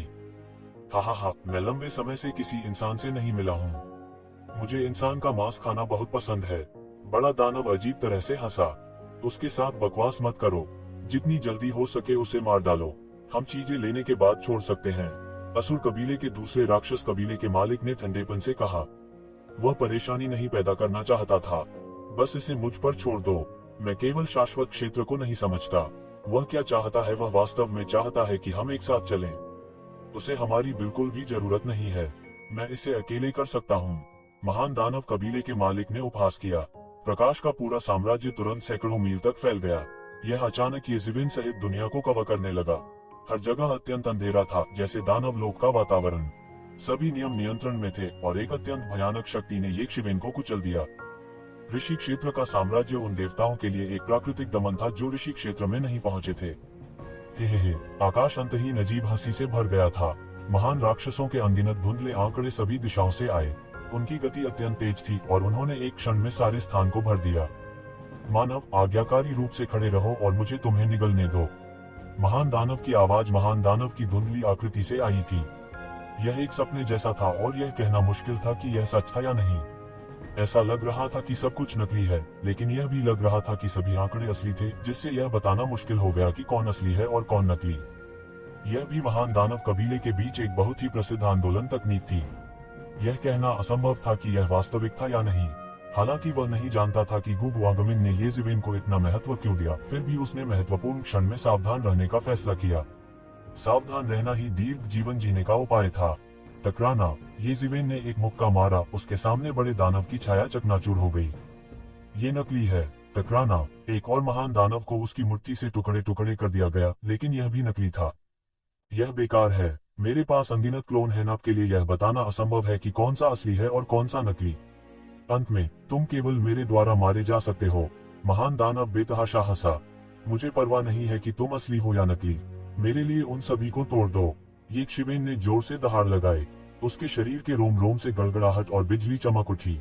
ये गड़गड़ाहट और बिजली आकाश में अनगिनत गड़गड़ाहट वाले ड्रैगन में बदल गई और सभी दिशाओं में बमबारी की। इससे कोई फर्क नहीं पड़ता था कि ये क्लोन असली थे या नकली, लेकिन वे सभी टुकड़ों में बंट गए थे। हालांकि ये क्लोन बिखरने के बाद जल्दी से सुधर गए, फिर भी यह बताना मुश्किल था कि कौन सा असली था और कौन सा नकली। हालांकि येज़िवेन ने अपनी आंखें खुली रखीं। छुटकारे की आंख लगातार गणना कर रही थी।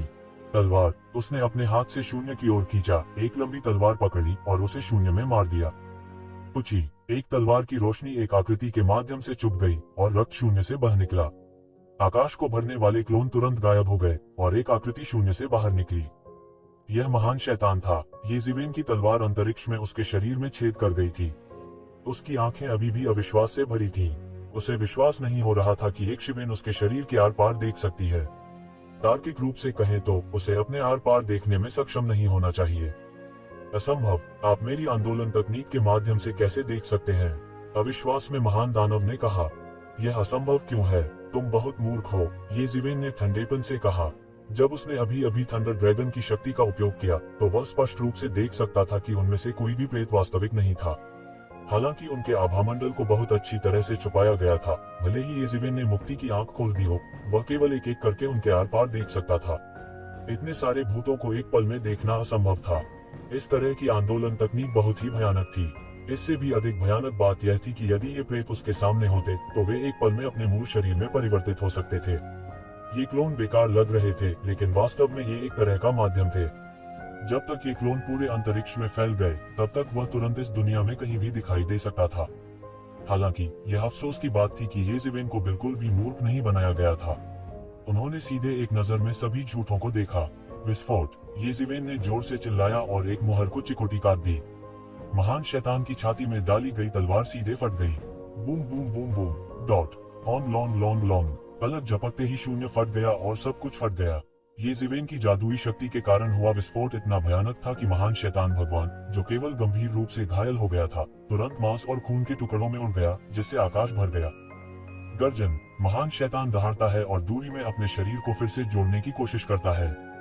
येज़िवेन द्वारा इसे गंभीर रूप से घायल कर दिया गया और इसके टुकड़े टुकड़े हो गए।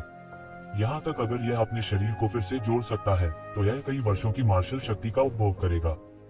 इस चोट से उबरने में कम से कम 100 साल लगेंगे।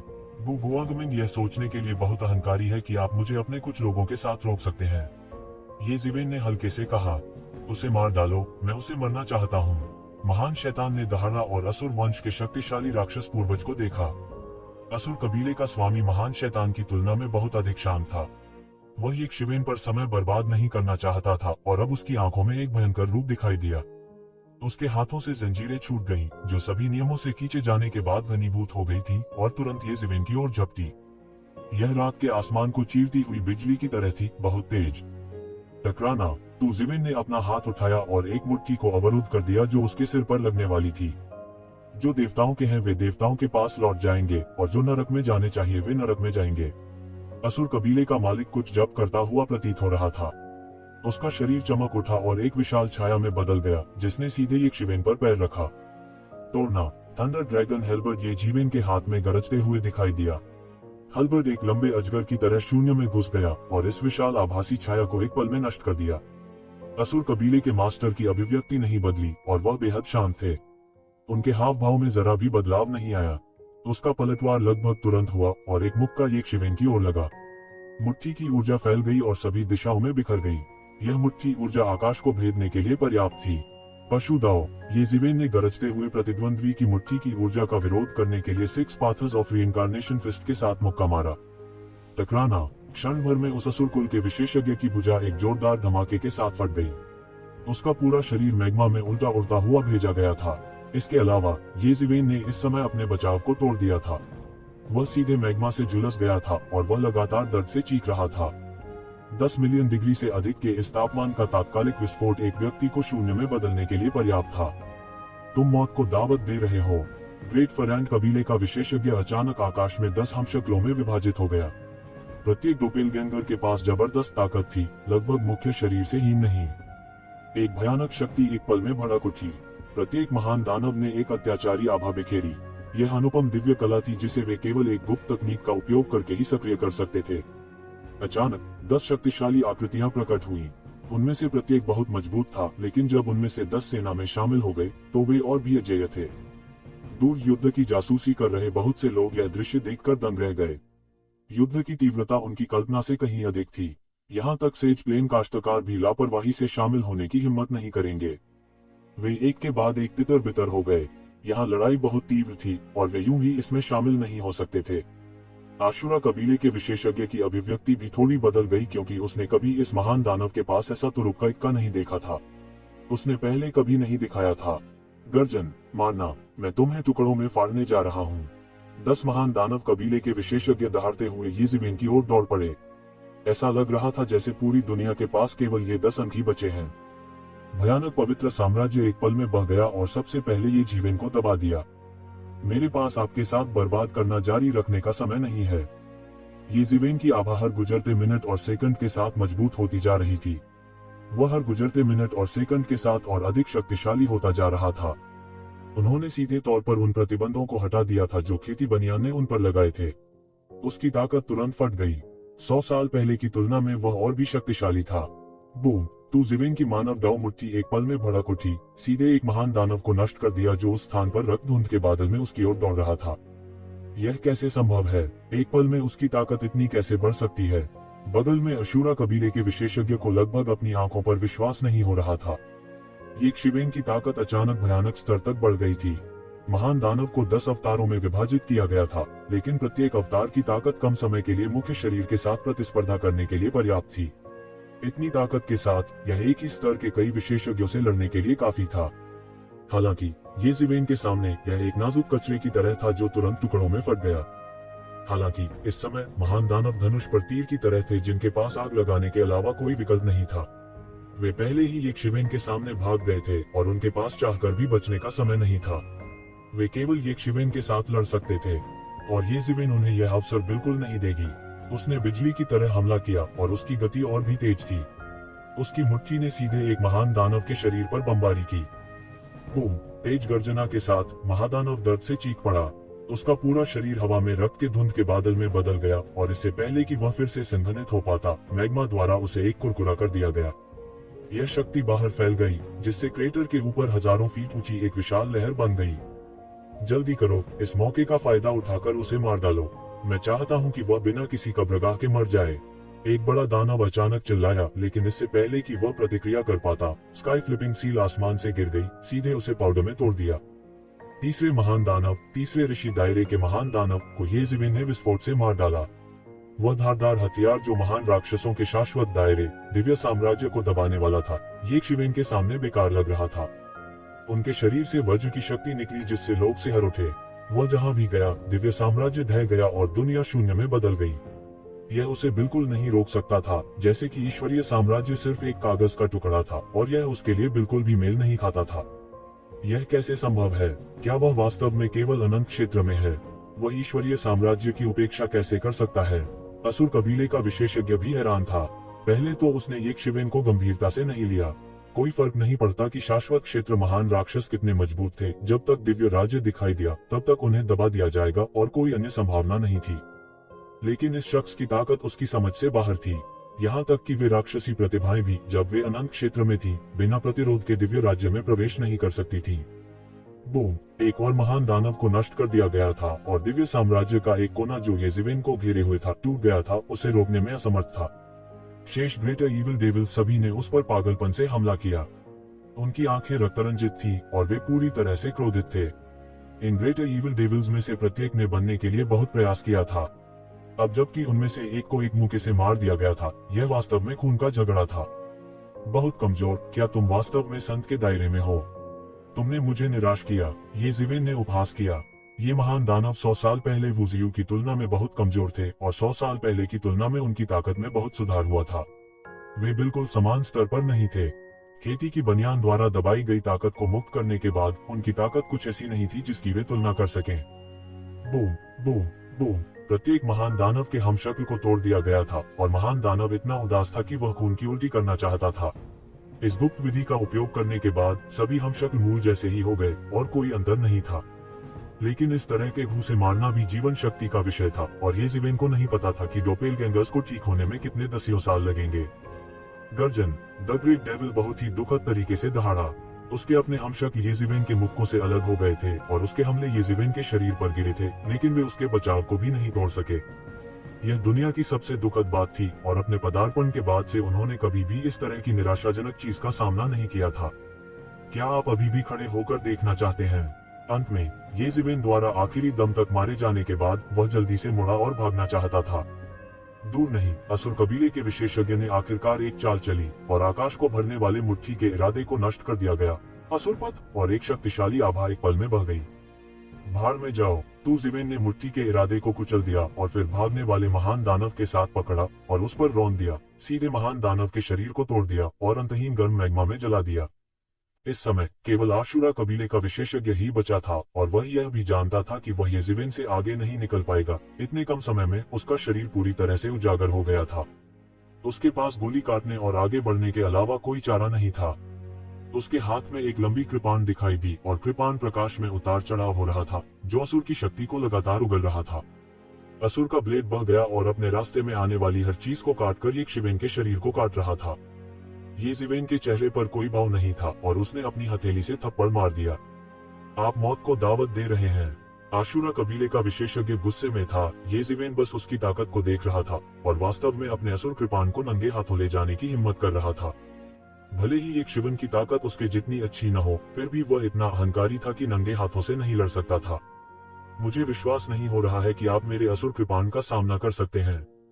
आशुरा कबीले के विशेषज्ञ ने गर्जना की और दुनिया को नष्ट करने वाले कृपाण कौशल का एक सेट प्रदर्शित किया और येज़िवेन पर जमकर प्रहार किया।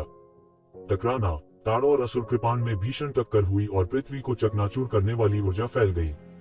हर बार असुर कृपाण ने असुर के एक अद्भुत कानून का उत्सर्जन किया, सीधे बाहर निकल गया और जब शाश्वत क्षेत्र के देवताओं ने संपर्क किया तो वे तुरंत मारे गए।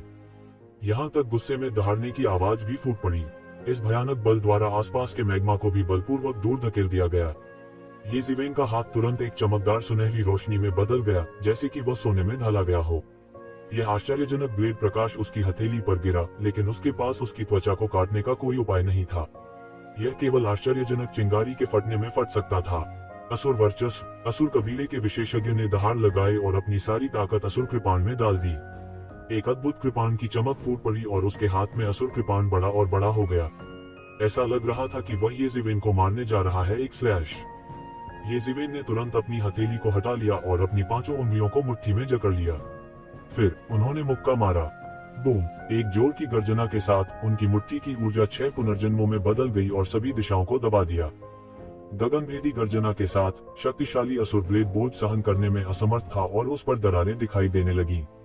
फिर इंच दर इंच वह टुकड़ों में बिखर गया, जिससे आकाश भर गया और सभी दिशाओं में बिखर गया। एक उच्च कोटि का दिव्य उपकरण येज़िवेन की मुट्ठी से टूटकर बिखर गया था। ऐसी ताकत अकल्पनीय रूप से अत्याचारी स्तर तक पहुंच गई थी। असुर वंश के विशेषज्ञ को पीछे हटने के लिए मजबूर होना पड़ा। डेब्यू के बाद से उन्हें इतना बड़ा नुकसान कभी नहीं हुआ था। उसे कुत्ते की तरह पीटा गया था और येज़िवेन के लिए उसका कोई मुकाबला नहीं था।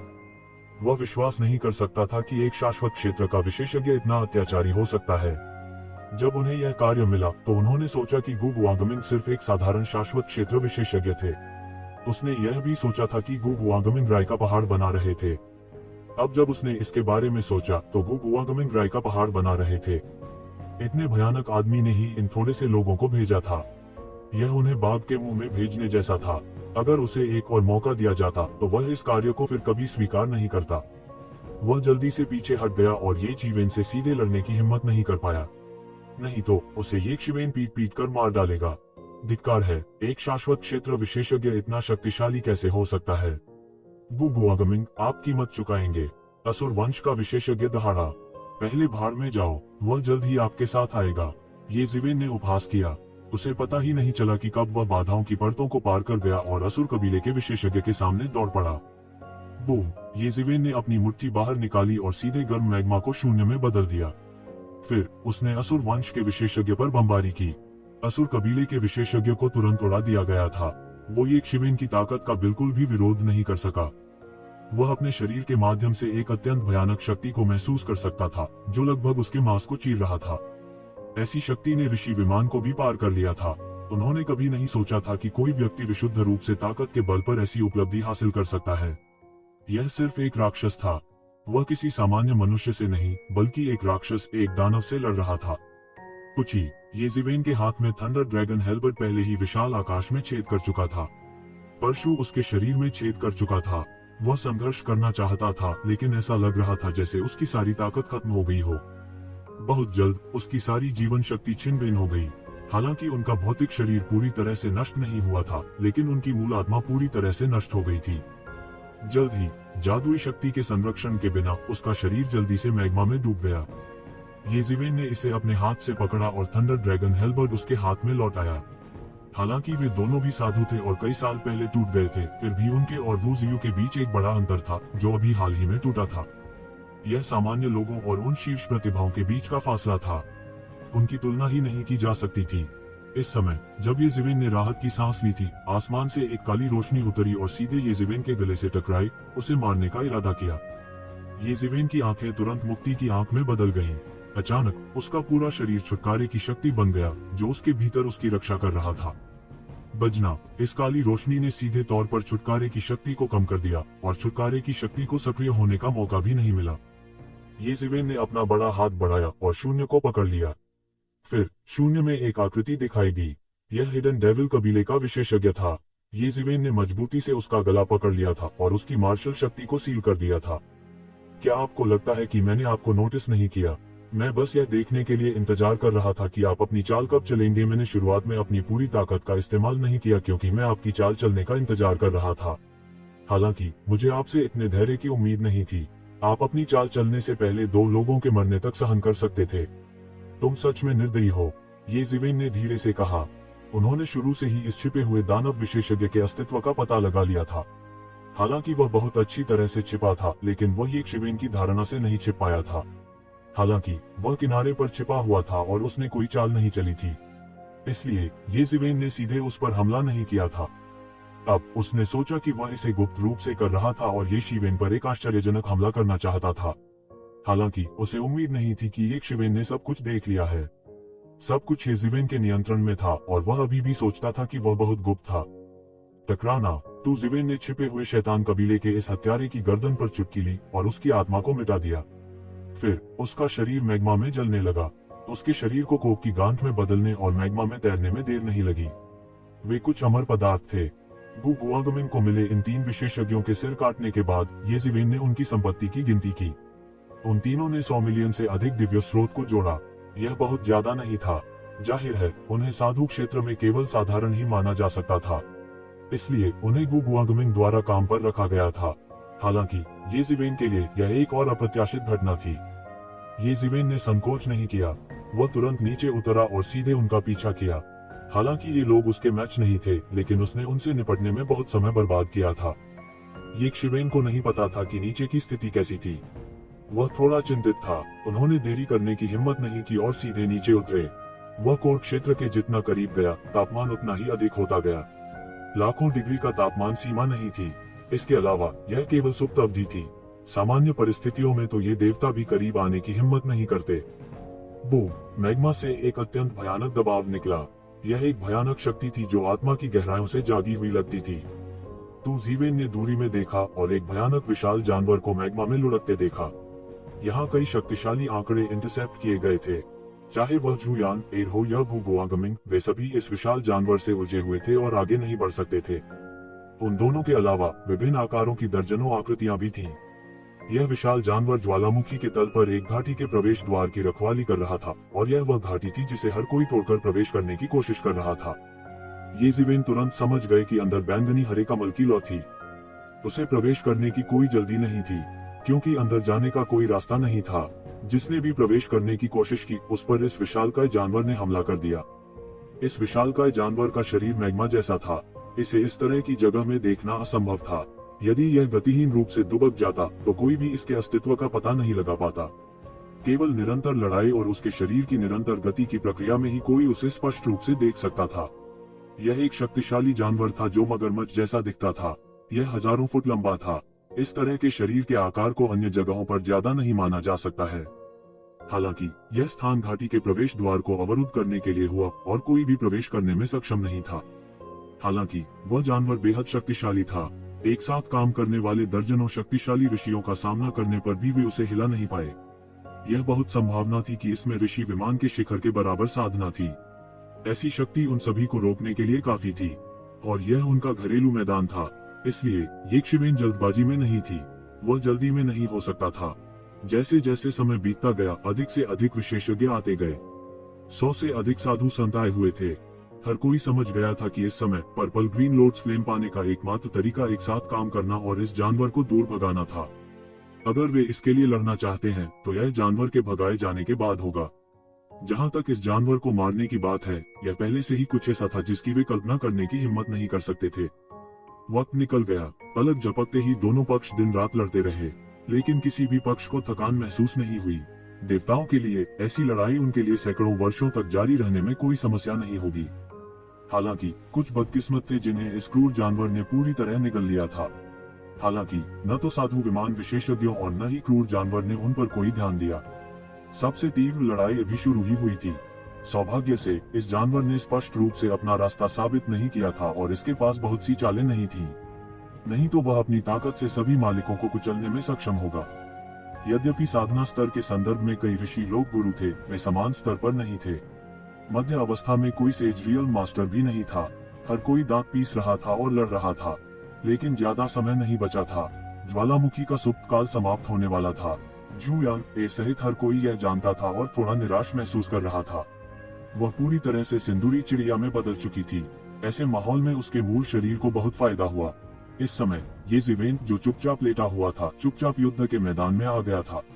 हालांकि लड़ाई के बाद का परिणाम भयानक था। येक्षिवेन की वर्तमान स्थिति में उसे चोट पहुंचाना असंभव था। वह इंतजार कर रहा था, किसी खामी का इंतजार कर रहा था। अब जाओ। तू जिवेन ने एक बड़ा कदम उठाया और टिमटिमाते थंडर सटेप का इस्तेमाल किया। उसके पीछे दानव पंख तुरंत फैल गए। उनका पूरा शरीर बिजली की तरह तेजी से उछल पड़ा। वह इतना तेज था कि उसे कोई देख नहीं पाया। उसी समय उसने अपना बड़ा हाथ बढ़ाया और बिना पहरेदार जू र को अपनी तरफ खींच लिया। वह सीधे उस सुरंग में चला गया जो जानवर के दोष के कारण उजागर हुई थी। गर्जन। जानवर ने सबसे पहले प्रतिक्रिया दी और एक तीखी चीख निकली। इस समय हर कोई थोड़ा गूंगा था। उन्हें उम्मीद नहीं थी कि कोई जल्दी आएगा। दृश्य अचानक गड़बड़ हो गया। किसी को उम्मीद नहीं थी कि चीजें इस तरह बदल जाएंगी। चाहे वे कितने भी सावधान क्यों न हो, फिर भी वे किसी को अंदर जाने से रोकने में असफल रहे। जू यानर ने भी कोई प्रतिक्रिया नहीं दी। उसे अचानक येक्षिवेन द्वारा गलियारे में खींच लिया गया। जब उसने प्रतिक्रिया दी तो वह भी खुश थी। बैंगनी लॉर्ड्स फ्लेम को पहले प्लग करें, ये जिवेन ने जोर से कहा। दोनों की गति अत्यंत तेज थी। लगभग एक ही पल में वे पहले ही घाटी की तलहटी में पहुंच चुके थे। असंख्य मैग्मा में करोड़ों डिग्री के उच्च तापमान में कुछ लपटें हवा और बारिश में तैरती छोटी नावों की तरह थी जो लगातार हिलती रहती थीं। जू यानर ने अपने पंख फड़फड़ाए और बैंगनी हरे कमल की लौ को निगल लिया। एक पल में उसके शरीर से भयानक शक्ति निकल गई। उसके शरीर का रोम रोम ऐसा प्रतीत हो रहा था जैसे अंतहीन लपटें निकल रही हों। येक्षिवेन और भी निर्दयी थी। उसने शेष 3 बैंगनी कमल की लपटों को सीधे त्यानेवान मिर में पकड़ लिया। जिस क्षण उसने बैंगनी हरे कमल की ज्वाला को छुआ, उसकी पूरी हथेली पिघलने वाली थी। एक स्वर्गीय खजाने का तापमान जिसे इतने उच्च तापमान पर उत्पादित किया जा सकता था, वह अकल्पनीय रूप से उच्च था। जाना। येक्षिवेन जोर से चिल्लाए। 2 लोगों ने जरा भी संकोच नहीं किया और तेजी से घाटी के प्रवेश द्वार की ओर उड़े। गर्जन। कोई नहीं जानता था कि कब वह भयानक पशु घाटी के प्रवेश द्वार पर प्रकट हो गया। उसके विशाल नेत्र बड़ी बड़ी चक्की के पाटों के समान भयंकर और द्वेषपूर्ण थे।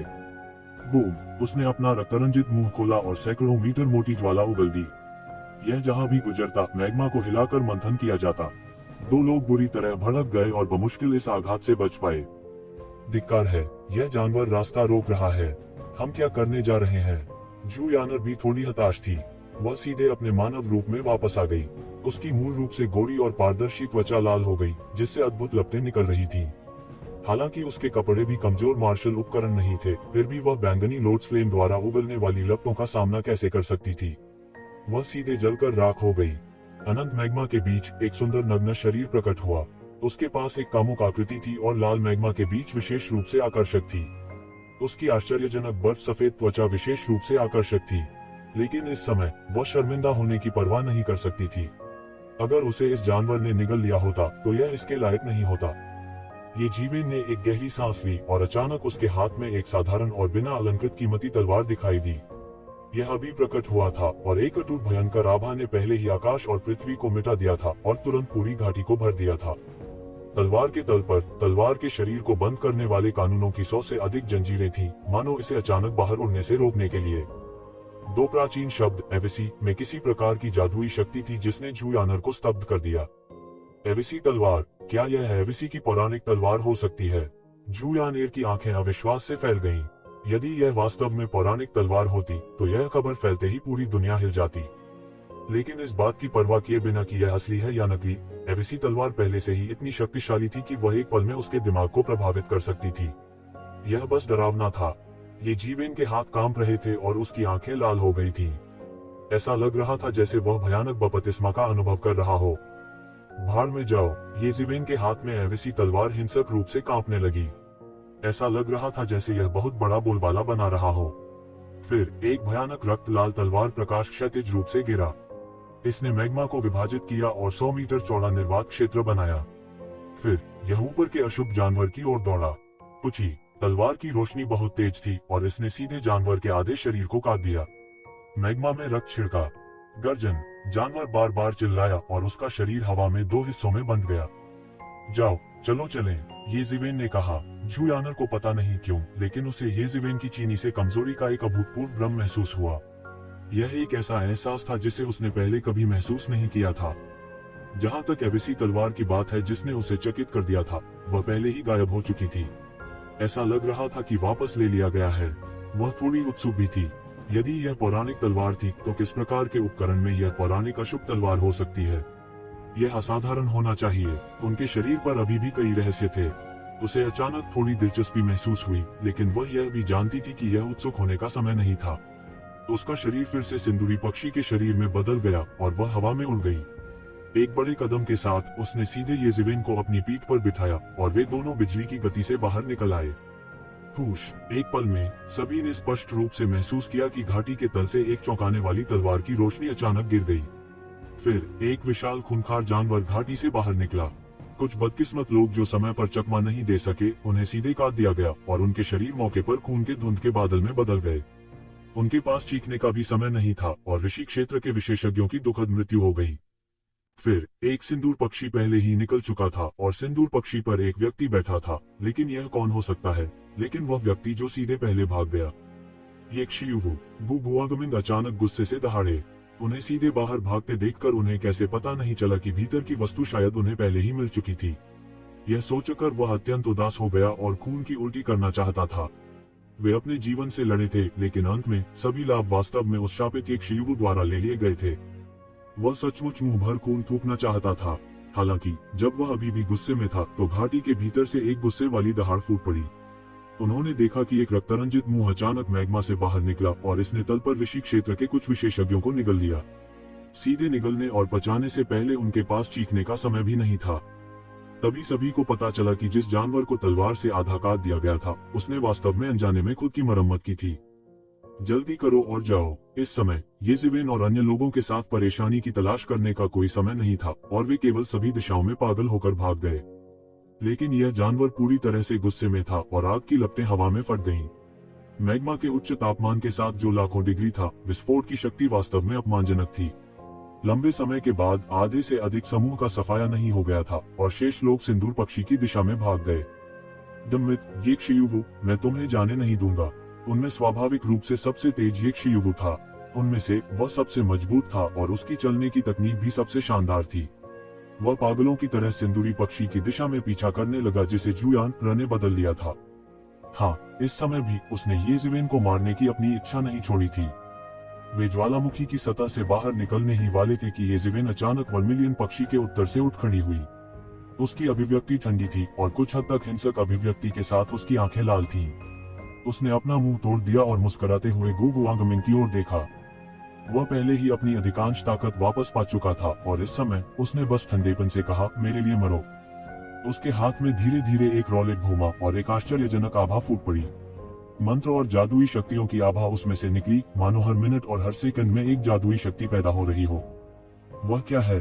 गु बुआंगमिंग ने भी इस भयानक खतरे को जल्दी महसूस किया। इस जादू के उपकरण ने उसे भय से काम दिया। यह एक ऐसा एहसास था जिसे उसने अतीत में केवल अपने गुरु से महसूस किया था।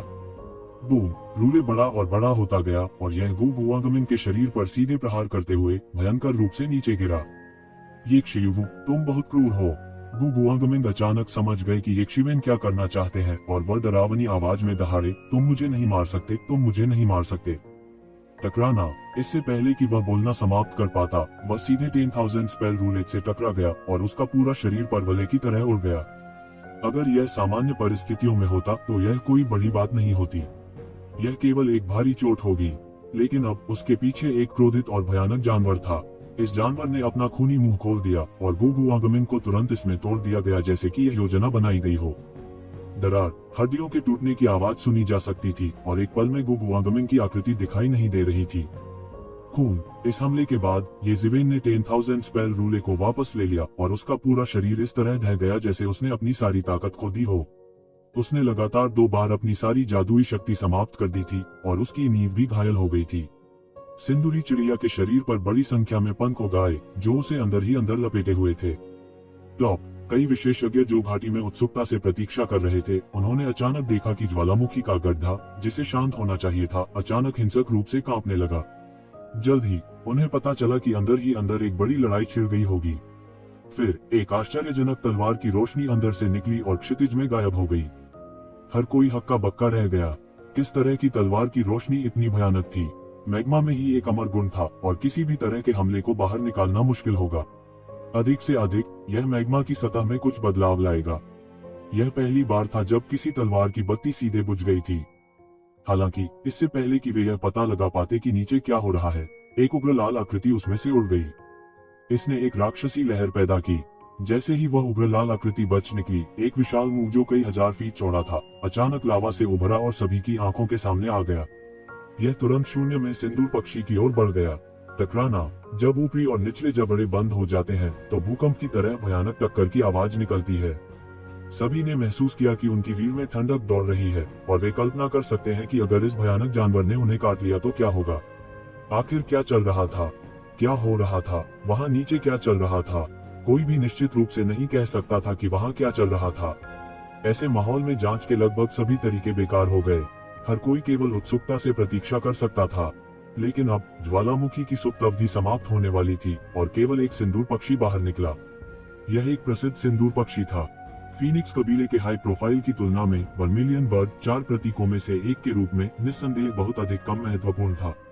आमतौर पर लोग केवल सिंदूर पक्षी कबीले के बारे में कुछ किंवदंतियां ही सुन सकते थे।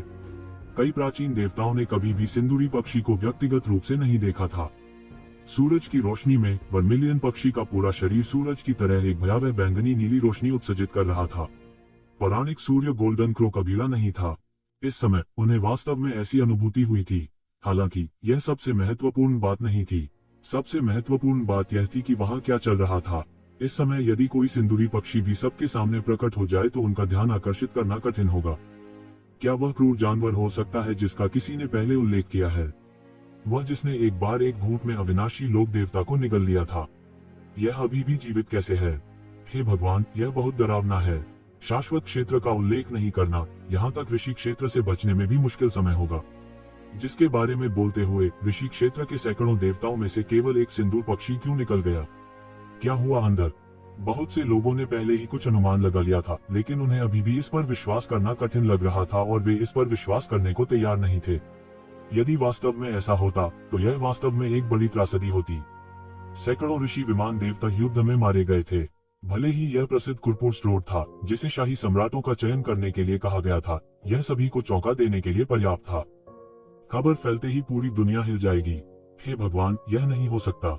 पैनी नजर वाले कुछ लोगों को पहले से ही याद था कि जब जानवर ने अपना खूनी मुंह खोला तो उन्हें अंदर टूटे हुए अंग स्पष्ट रूप से दिखाई दिए। सोचते सोचते उन्हें केवल यही लगा कि उनके पूरे शरीर के रोंगटे खड़े हो गए हैं। क्या ऐसा हो सकता है कि साधु क्षेत्र के सैकड़ों विशेषज्ञ इस जानवर के मुंह में मर गए हों? हे भगवान, हमें क्या करना चाहिए? बहुत से लोगों के मुंह में बस इतना ही वाक्य रह गया था। कितनी भयानक बात थी। सैकड़ों सेज रियलम विशेषज्ञों में से कुछ कुरपूस रोड के मूल निवासियों के थे और कुछ विदेशी विशेषज्ञ थे। विभिन्न आकारों की दर्जनों सेनाएं शामिल थीं। जाओ उस सिंदूरी चिड़िया को खोजो, वही अकेला जीवित निकला है। हमें उसे ढूंढना चाहिए और उससे पूछना चाहिए कि क्या हुआ। किसी ने दांत पीसते हुए कहा। भले ही सिंदूर पक्षी जनजाति के साथ छलावा नहीं किया जाना था, लेकिन सिंदूर पक्षी जनजाति दर्जनों परिवारों की इच्छा के विरुद्ध नहीं जा पाएगी। मैंने अभी अभी वर्मिलियन पक्षी को बैंगनी नीली लपटें उगलते देखा है। क्या ऐसा हो सकता है कि उसने बैंगनी नीले कमल की लपटें प्राप्त की हो और इस शातिर जानवर को पूरी तरह से नाराज कर दिया हो? किसी ने ऊंचे स्वर में कहा, हाँ, यह होना ही चाहिए। वे मूर्ख नहीं थे, वे सभी ईश्वर स्तर के पात्र थे जिनमें अत्यंत शक्तिशाली कंप्यूटिंग क्षमताएं थीं। इन्हीं सुरागों के आधार पर वे कुछ बातें निकालने में सफल रहे। यह संभव था कि वर्मिलियन बर्ड ने पर्पल अज़्योर लोटस फ्लेम को ढूंढ लिया था और शातिर जानवर को नाराज कर दिया था, जिससे वह हत्या की होड़ में चला गया था। हाँ, चलो उसे ढूंढते हैं। हर कोई एक शिवेन को ढूंढते हुए सभी दिशाओं में उड़ गया। इस समय जूयान एराई सोल सिटी की दिशा में उड़ रही थी। इस समय आकाश में ये जीवेन मुश्किल से उड़ पा रही थी। एक क्षण पहले वह सिंदूर पक्षी के पंखों में लिपटा हुआ था, इसलिए उसे किसी ने नहीं देखा था। लेकिन यह केवल कुछ समय पहले की बात थी जब उन्होंने उसे पाया, क्योंकि वह कोल्ड सोल आइस हॉट के बदले जा रहा था और जल्द ही सभी पता लगाएगा। तुम सच में जोखिम भरे हो। आपने एक जादुई उपकरण का इस्तेमाल किया जो आपकी ताकत से 2 गुना था। जूयान र ने शिकायत की। जब उसे शातिर जानवर ने रोका तो उसे वास्तव में निराशा का एहसास हुआ। उसने पहले कभी इतना असहाय महसूस नहीं किया था। किसने सोचा होगा कि ये ज़िवेन एक कदम उठाएगी और इतने क्रूर तरीके से तुरंत शातिर जानवर को घायल कर देगी और उसे आधे में विभाजित कर देगी। हालांकि वह नहीं जानती थी कि यह महान एविसी तलवार है, फिर भी यह काफी चौंकाने वाला था। वह 10,000 मेथड रूले के बारे में जानती थी। वह अतीत में वहां नहीं गई थी, लेकिन इसका मतलब यह नहीं था कि वह इसके बारे में नहीं जानती थी। 10,000 मेथड रूले को ये ज़िवेन ने छीन लिया। यह 10,000 मेथड किंग एक शीर्ष बिजलीगर का एक प्रसिद्ध जादू उपकरण था। कहने की जरूरत नहीं है, यह शक्तिशाली था। हालांकि ये ज़िवेन की मौजूदा ताकत के साथ 10,000 मेथड रूले की शक्ति को प्रदर्शित करना आसान नहीं था। उन्हें हर बार अपनी पूरी ताकत लगानी पड़ी। इससे उसे यह भी महसूस हुआ कि ये ज़िवेन वास्तव में बहुत लापरवाह थी। अगर वह लापरवाह था और जाल में गिर गया तो उसे क्या करना चाहिए? कोई और रास्ता नहीं था। उस स्थिति में या तो आप या मैं मर गए।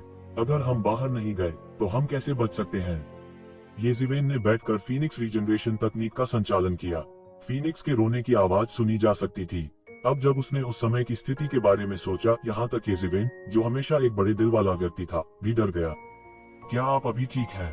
क्या आप पहले आराम करने के लिए जगह ढूंढना चाहते हैं? उस जगह के अलावा जहाँ ये ज़िवेन बैठी थी, सिंदूरी चिड़िया का बाकी शरीर बैंगनी हरी लपटें उगल रहा था। यह अत्यंत भयानक लग रहा था, एक उड़ते हुए ज्वालामुखी की तरह जो कभी भी फट सकता था। कोई बात नहीं, मेरे पास एक प्राकृतिक अग्नि आत्मा शरीर है। हालांकि पर्पलिश ग्रीन लोटस फ्लेम तकलीफदेह है, लेकिन यह मुझे नहीं मारेगा। जहां तक बात है, क्या आप कोल्ड सोल आइस हॉट के लिए विनिमय नहीं करना चाहते हैं? आपको इसे जल्द से जल्द करना होगा। जल्द ही दूसरे भी पकड़ में आ जाएंगे। उस समय चाहकर भी नहीं निकल सकेंगे। सैकड़ों से रियलम पावर हाउस की दुखद मृत्यु हो गई। चाहे कुछ भी हो, इसका हमसे कुछ लेना देना है। वे इसे जाने नहीं देंगे। जूयानर ने अपना सिर ऊंचा करके कहा। उसके शरीर पर लगी लपटें और भी जल गईं। फिर उन्हें आने दो, मुझे डरने की कोई बात नहीं है। इस तरह के खजाने की खोज में अगर मैं मर गया तो क्या हुआ? ये ज़िवेन ने ठंडेपन से कहा। उसे कोई फर्क नहीं पड़ा। दूसरों के बारे में भूल जाओ, लेकिन गु गुआंगमिंग तुम्हारे द्वारा मारा गया था। गु गुआंग्यो और कई खजाने के स्वर्गीय राजा इसे कभी जाने नहीं देंगे। जूयानर ने उसे याद दिलाया। अब हम एक समय में केवल एक ही कदम उठा सकते हैं। मैंने जो किया उसका मुझे कोई पछतावा नहीं है। अगर मैंने उस समय कार्रवाई नहीं की होती तो हम पर गु गुआंगमिंग ने हमला किया होता। वह राक्षस हमारा इतने करीब से पीछा कर रहा था, हमारे पास उस पर बर्बाद करने का समय नहीं होता। ये ज़िवेन ने बिना किसी शर्त के अपना सिर हिलाया। हालांकि गु गुआंगमिंग को मारने के कई नतीजे थे, लेकिन उन्हें इसका कोई अफसोस नहीं था।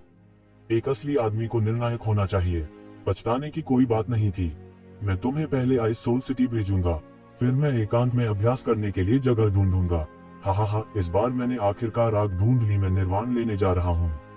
जब हम दोबारा मिलेंगे तो आप निश्चित रूप से मेरी विरोधी नहीं होंगी। जू यानेर खिलखिला उठी। वह स्पष्ट रूप से अच्छे मूड में थी। उसने पर्पलिश ग्रीन लोट्स फ्लेम के लिए बहुत मेहनत की थी। हालांकि इस प्रक्रिया में कुछ मोड़ और मोड़ आए, लेकिन उसने अंत में अपना लक्ष्य हासिल कर लिया। इससे उसे बहुत अच्छा महसूस हुआ। हाँ, यह जरूरी नहीं है कि यह सच हो। यद्यपि आपके पास एक आकस्मिक मुठभेड़ और प्राकृतिक जादुई शक्ति है, मेरी प्रगति धीमी नहीं होगी। ये शिवेन ने कहा, मात देने के लिए नहीं। वह कुरफुरस रोड पर आया। पुनर्जन्म घास की तलाश के अलावा उसने कुरफुरस रोड को खुद को सुधारने की जगह के रूप में भी माना। अनगिनत प्रतिभाओं की टक्कर निश्चित रूप से उनकी मार्शल आर्ट को अगले स्तर तक ले जाएगी। मुझे मत बताओ कि तुम भी कुरफुरस रोड में तथाकथित अवसर के लिए आए थे। जू यानर ने अचानक पूछा। आप ऐसा क्यों कह रहे हो? ये शिवेन ने अपनी सांस को ठीक करते हुए पूछा। उनके शरीर में आध्यात्मिक शक्ति अभी भी बढ़ रही थी। ऐसा लग रहा था कि वह अभी भीषण युद्ध से शांत नहीं हुआ था। ऐसा इसलिए है क्योंकि बहुत से लोग उस तथाकथित अवसर के लिए आए हैं। हालांकि इतने सालों के बाद केवल कुछ ही लोगों ने उस तथाकथित अवसर को प्राप्त किया है। वे इस तर्क को कैसे नहीं समझ पाए? हालांकि ऐसा लगता है कि यह बन गया है एक प्रकार का जुनून, एक प्रकार का आंतरिक दानव। जिनके पास इसे जाने देने की इच्छा शक्ति है वे बहुत कम हैं और बीच में हैं। जू यानर ने आह भरते हुए कहा, मैंने तुमसे पहले कहा था। मेरा एक बड़ा भाई है। वह अब ऐसा है। वह जानता है कि मौका कम है, लेकिन वह हार मानने को तैयार नहीं है। इसने पहले से ही अपने रास्ते में एक आंतरिक राक्षस लगा दिया है। यदि वह इसके माध्यम से नहीं देख सकता है तो उसका भविष्य चिंताजनक होगा। इसलिए यदि आप इसके लिए यहाँ नहीं हैं, तो बेहतर है कि आप इस मामले पर कायम न रहें। ये ज़िवेन जानती थी कि वह जिन उनके बारे में बात कर रही थी वे अद्वितीय राक्षसी प्रतिभाएं होनी चाहिए। उनमें से कुछ ने करोड़ों साल पहले कुरफुरस रोड में भी भाग लिया था। अनगिनत वर्षों ने सब कुछ मिटा दिया था। कुरफुरस रोड में भाग लेने के कारण को वह बहुत पहले ही भूल चुका था। यह धीरे धीरे एक तरह की आदत बन गई। चिंता मत करो, मैं यहाँ कुरफुरस रोड के लिए नहीं हूँ। मुझे तथाकथित अवसर की आवश्यकता नहीं है। सम्राट किस तरह का व्यक्ति है? दुनिया में कई शक्तिशाली अस्तित्व नहीं है। कौन बनने के योग्य है सम्राट? सम्राट कौन हो सकता है? सम्राट कौन हो सकता है? सम्राट से ऊपर कौन हो सकता है? अगर मैं सम्राट बन गया तो मैं निश्चित रूप से अजेय हो जाऊंगा और सम्राट के दायरे में अपना रास्ता बना लूंगा। मुझे किसी की दया और दान की आवश्यकता नहीं है। ये ज़िवेन ने दृढ़ता से कहा, जैसे कि वह पहले कभी इतना दृढ़ निश्चयी नहीं था। वह जू यानेर की बातों का जवाब दे रहा था और उसके दिल की शंकाओं का भी जवाब दे रहा था। इस अवधि के दौरान कुरफुरस रोड में प्रवेश करने के बाद यह अपरिहार्य था कि उसका दिल डगमगा रहा था। सम्राट की स्थिति इतनी आकर्षक थी। यदि वह सम्राट बन सकता है तो यह कितना गौरवशाली होगा। और अब वह फिर से दृढ़ था। इस वाक्य का उत्तर देने के बाद उनकी आंखें फिर से साफ हो गईं। उसने आंतरिक दानव की एक और परत के माध्यम से देखा था और उसकी मानसिक साधना में बहुत सुधार हुआ था। उन्हें पहले से ही लग रहा था कि उनकी सफलता उनके सामने है। जब तक वह कोल्ड सोल आइसी हॉट की अदला बदली करेगा, असली सफलता उसके सामने होगी। आइस सोल सिटी ठीक उसके सामने थी। ये ज़िवेन उठ खड़ी हुई और आइस सोल सिटी की ओर उतरते हुए आगे छलांग लगा दी। जू यानर ने उसका पीछा नहीं किया, बल्कि पलटकर उड़ गई। ध्यान से, ये ज़िवेन ने जू यानर के विदाई वाले शब्द सुने। इस समय शहर अभी भी बहुत शांत था। ज्वालामुखी क्रेटर से खबर अभी तक नहीं आई थी। ये ज़िवेन को आइस स्पिरिट कबीले की पैतृक भूमि बहुत आसानी से मिल गई। अपनी यात्रा के उद्देश्य को समझाने के बाद ये ज़िवेन का आइस स्पिरिट कबीले की पैतृक भूमि में जल्दी से स्वागत किया गया। हालांकि ये ज़िवेन ने आइस स्पिरिट कबीले के कुलपति को नहीं देखा। हालांकि उन्होंने परवाह नहीं की। आइस स्पिरिट क्लान अपने शब्दों से पीछे नहीं हटे। ये ज़िवेन द्वारा पर्पल ब्लू लोट्स फ्लेम सौंपने के बाद उन्होंने आसानी से कोल्ड सोल आइस हॉट प्राप्त कर लिया। ये ज़िवेन ने राहत की सांस ली। यह मामला ट्विस्ट और टर्न से भरा था, लेकिन इस बार कोई अनपेक्षित समस्या नहीं थी। वह नहीं रुका और तेजी से शहर से बाहर चला गया। इस मामले ने बहुत अधिक लहरें पैदा की थी। उन्हें डर था कि वे जल्द ही वापस समाचार भेजेंगे। उस समय कुछ अनपेक्षित समस्याएं आ सकती हैं। अब वह एक सुंदर आदमी बनने के लिए बस एक शांत जगह खोजना चाहता था। अरे नहीं, शाश्वत क्षेत्र के अंतिम चरण में प्रवेश करने के लिए एक शांत स्थान खोजने के लिए। इस तरह उसकी ताकत एक बार फिर दूसरे स्तर तक बढ़ जाएगी। जब तक वह पिछली बार सम्राट के मार्ग के खुलने के बाद से राक्षसों और दुष्टों का सामना नहीं करता, उसके पास मूल रूप से डरने की कोई बात नहीं होगी। ये ज़िवेन, तुमने मेरे लिए तुम्हें ढूंढना आसान बना दिया है। अचानक शून्य से एक ठंडी आवाज आई और एक रंगीन पट्टी अचानक शून्य से बाहर निकली और सीधे ये ज़िवेन के सिर की ओर जा टकराए। स्विश! महत्वपूर्ण क्षण में ये ज़िवेन ने अपने पैरों पर मुहर लगाई और उसका शरीर सैकड़ों मील दूर पीछे की ओर उड़ गया। बूम! जिस स्थान पर वह खड़ा था वह टुकड़े टुकड़े हो गया था, जिससे भयानक तूफान आया था। इस भयानक परिवर्तन ने हजारों मील दूर आइस स्पिरिट सिटी में तेजी से हंगामा किया। यह हमला वाकई भयानक था। पूरा मैदान हिंसक रूप से हिल रहा था, मानो उसने अभी अभी परमाणु विस्फोट का अनुभव किया हो। क्या चल रहा है? आखिर हुआ क्या? वास्तव में क्या हुआ? यह पता लगाने के लिए कई दिव्य इंद्रियां तुरंत बह गईं। येज़िवेन के माथे के सामने का एक बाल टूटकर गिर गया था। हालांकि वह महत्वपूर्ण क्षण में क्षैतिज रूप से आगे बढ़ा, फिर भी वह लगभग हिट था। एक भयानक ठंड का एहसास अचानक उसके पूरे शरीर में दौड़ गया। शून्य में एक तेज कंपन था और एक युवक धीरे धीरे शून्य से बाहर चला गया। उसकी गति धीमी थी, लेकिन वह चरम पर तेज थी। एक पल में वो पहले ही येज़िवेन के सामने आ चुका था। वू ज़िमो। येज़िवेन ने धीरे धीरे इस नाम को उगल दिया।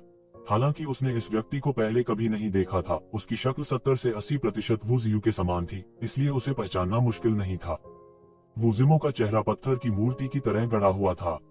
उसकी आंखें असाधारण रूप से तेज थीं, मानो उनमें से पत्थर के ब्लेड निकल रहे हों। उसका फिगर लंबा और सीधा था और वह हैंडसम था। जैसे ही वह प्रकट हुआ, उसने येज़िवेन को जबरदस्त दमन की भावना दी। वू ज़ियू की तुलना में येज़िवेन को नहीं पता था कि वह कितने गुना मजबूत था। बहुत अच्छा, आप अभी भी मेरा नाम जानते हैं। वू ज़िमो बेहोश होकर मुस्कुराया। उनकी मुस्कान में चंचलता का संकेत था। उसने येज़िवेन को ऐसे देखा जैसे वह बिल्ली चूहे का पीछा कर रही हो। इस तरह की भावना ने येज़िवेन को बेहद असहज कर दिया था, लेकिन ऐसा कुछ भी नहीं था जो वह कर सकता था। वू ज़िमो नाम कुरपुर्स रोड में शीर्ष बिजली घर का प्रतिनिधित्व करता है। कर्फर्स्ट रोड में वह लगभग अपराजेय था। मैं यह भी देखना चाहता हूँ कि पृथ्वी पर कौन इतना साहसी है। वू ज़िमो थोड़ा मुस्कुराया और उसकी आवाज में हत्या के इरादे का संकेत था। आइस सोल सिटी की जांच कर रही आध्यात्मिक शक्ति भी तुरंत चुप हो गई। वू ज़िमो के नाम में किसी प्रकार की जादुई शक्ति थी जो हर किसी को डराने में सक्षम थी। यह पूरे कुरफर्स्ट रोड में शीर्ष बिजली घर का प्रतिनिधित्व करता था। पूरे आइस सोल सिटी में इस व्यक्ति के साथ प्रतिस्पर्धा करने वाला एकमात्र व्यक्ति शायद आइस सोल कबीले का कुलपति था। उसके लिए अन्य केवल खेल के सामान थे। उन्हें सीधे मारना मुश्किल नहीं था। वू ज़िमो, यह वह कैसे हो सकता है? वह ऊपरी स्वर्ग में मार्शल सम्राट बनने के अवसर की तलाश करने के बजाय निचले स्वर्ग में क्यों है? किसी ने चिल्लाकर पूछा। अधिकांश विदेशी शक्तियां ऊपरी स्वर्ग में केंद्रित थीं। इसके विपरीत देशी शक्तिघरों ने मार्शल सम्राट बनने के तथाकथित अवसर की तलाश नहीं की, क्योंकि इसका उनसे कोई लेना देना नहीं था। वे राजा भी नहीं बन सकते थे, योद्धा सम्राट बनना तो दूर की बात है। यह एक बहुत ही क्रूर तथ्य था, लेकिन इसे नजरअंदाज करने का कोई तरीका नहीं था। मुझे लगता है कि उसने अभी अभी येज़िवेन के बारे में कुछ कहते हुए सुना है। क्या ये येज़िवेन हो सकता है? यह सही है, यह हिडन वैली से अद्वितीय प्रतिभा है, येज़िवेन। हिस, एक और असाधारण व्यक्ति। कोई आश्चर्य नहीं कि वू ज़िमो ने वास्तव में ऊपरी स्वर्ग छोड़ दिया। ऐसा कहा जाता है कि इस येज़िवेन ने न केवल वू ज़ियू को लगभग मार डाला था, बल्कि वू ज़िमो को भी घायल कर दिया था। इस मामले ने 100 साल पहले बहुत हंगामा किया था। उसे हिसाब चुकता करने के लिए यहाँ होना चाहिए। उस समय येज़िवेन द्वारा वू ज़ियू को लगभग मार डालने की बात भी बहुत बड़ी थी। बहुत से लोग इसके बारे में बहुत स्पष्ट थे, इसलिए वे इससे अपरिचित नहीं थे। विशेष रूप से जब येज़िवेन का बार बार पीछा किया गया और अंततः बच निकला, जिसने उसकी बात को और भी प्रसिद्ध बना दिया। अब जब मैं इसे देखता हूँ तो उसके 3 सिर और 6 भुजाएं नहीं होती है। ऐसा लगता है कि वह विशेष रूप से साहसी है। वू ज़िमो ने एक फीकी मुस्कान के साथ कहा। येज़िवेन का दिमाग भागने की अनगिनत संभावित योजनाओं की गणना कर रहा था, लेकिन उसका चेहरा नहीं बदला और उसने कहा, तुम यहाँ उस कूड़ेदान वू ज़ियू के लिए आए हो। वू ज़िमो की अभिव्यक्ति कठोर हो गई। उसकी अभिव्यक्ति तुरंत एक पल के लिए उग्र हो गई और फिर शांत हो गई। उन्होंने केवल एक फीकी मुस्कान के साथ कहा, मूल रूप से मैंने आपको एक पत्थर के रूप में इस्तेमाल किया था। जब उसकी खेती सफल होगी तो वह व्यक्तिगत रूप से आपको मार डालेगा और अपने भीतर के राक्षस को काट देगा। उसकी खेती भी आगे बढ़ सकेगी, लेकिन क्या पर? लेकिन मुझे अब इसका पछतावा है। वू ज़िमो ने ठंडी मुस्कान के साथ कहा, आप केवल शाश्वत दायरे में हैं, लेकिन आप पहले से ही इतनी परेशानी पैदा कर सकते हैं। अगर मैं आपको बढ़ने दूं तो यह कितना बुरा होगा। इसलिए मैं आपको व्यक्तिगत रूप से मारने की योजना बना रहा हूं। तो ज़िवेन चौंका। उन्हें उम्मीद नहीं थी कि वू ज़िमो वास्तव में इस मामले को कहेंगे। उसके साधना स्तर पर ऐसे शब्दों को कहने में सक्षम होना वास्तव में एक निश्चित सीमा तक बेशर्म था। निश्चित रूप से एक कहावत थी कि यदि कोई इस दुनिया में जीवित रहना चाहता है तो केवल एक ही रहस्य था, और वह था बेशर्म होना, फिर बेशर्म होना और फिर बेशर्म बने रहना। आप डरते हैं कि वह मेरा प्रतिद्वंद्वी नहीं है ना? आपको भी उस पर कोई भरोसा नहीं है? येज़िवेन ने उसे भड़काने के लिए कहा। हाँ, मैं वास्तव में इसके बारे में चिंतित हूँ। वू जीमो थोड़ा मुस्कुराया, और क्या तुमने यह नहीं कहा कि तुम मुझसे आगे निकलना चाहते हो? अगर वास्तव में ऐसा होता है तो क्या मैं बुरी तरह असफल नहीं हो जाऊंगी? क्या आपको लगता है कि मैं ऐसा होने दूंगा? कोई भी भविष्यवाणी नहीं कर सकता कि भविष्य में क्या होगा, इसलिए सबसे अच्छा तरीका है कि इस बेचैनी के स्रोत का गला घोंट दिया जाए। तब बात करने के लिए कोई भविष्य नहीं होगा और मुझे चिंता करने की जरूरत नहीं होगी। उद्धरण चिन्ह।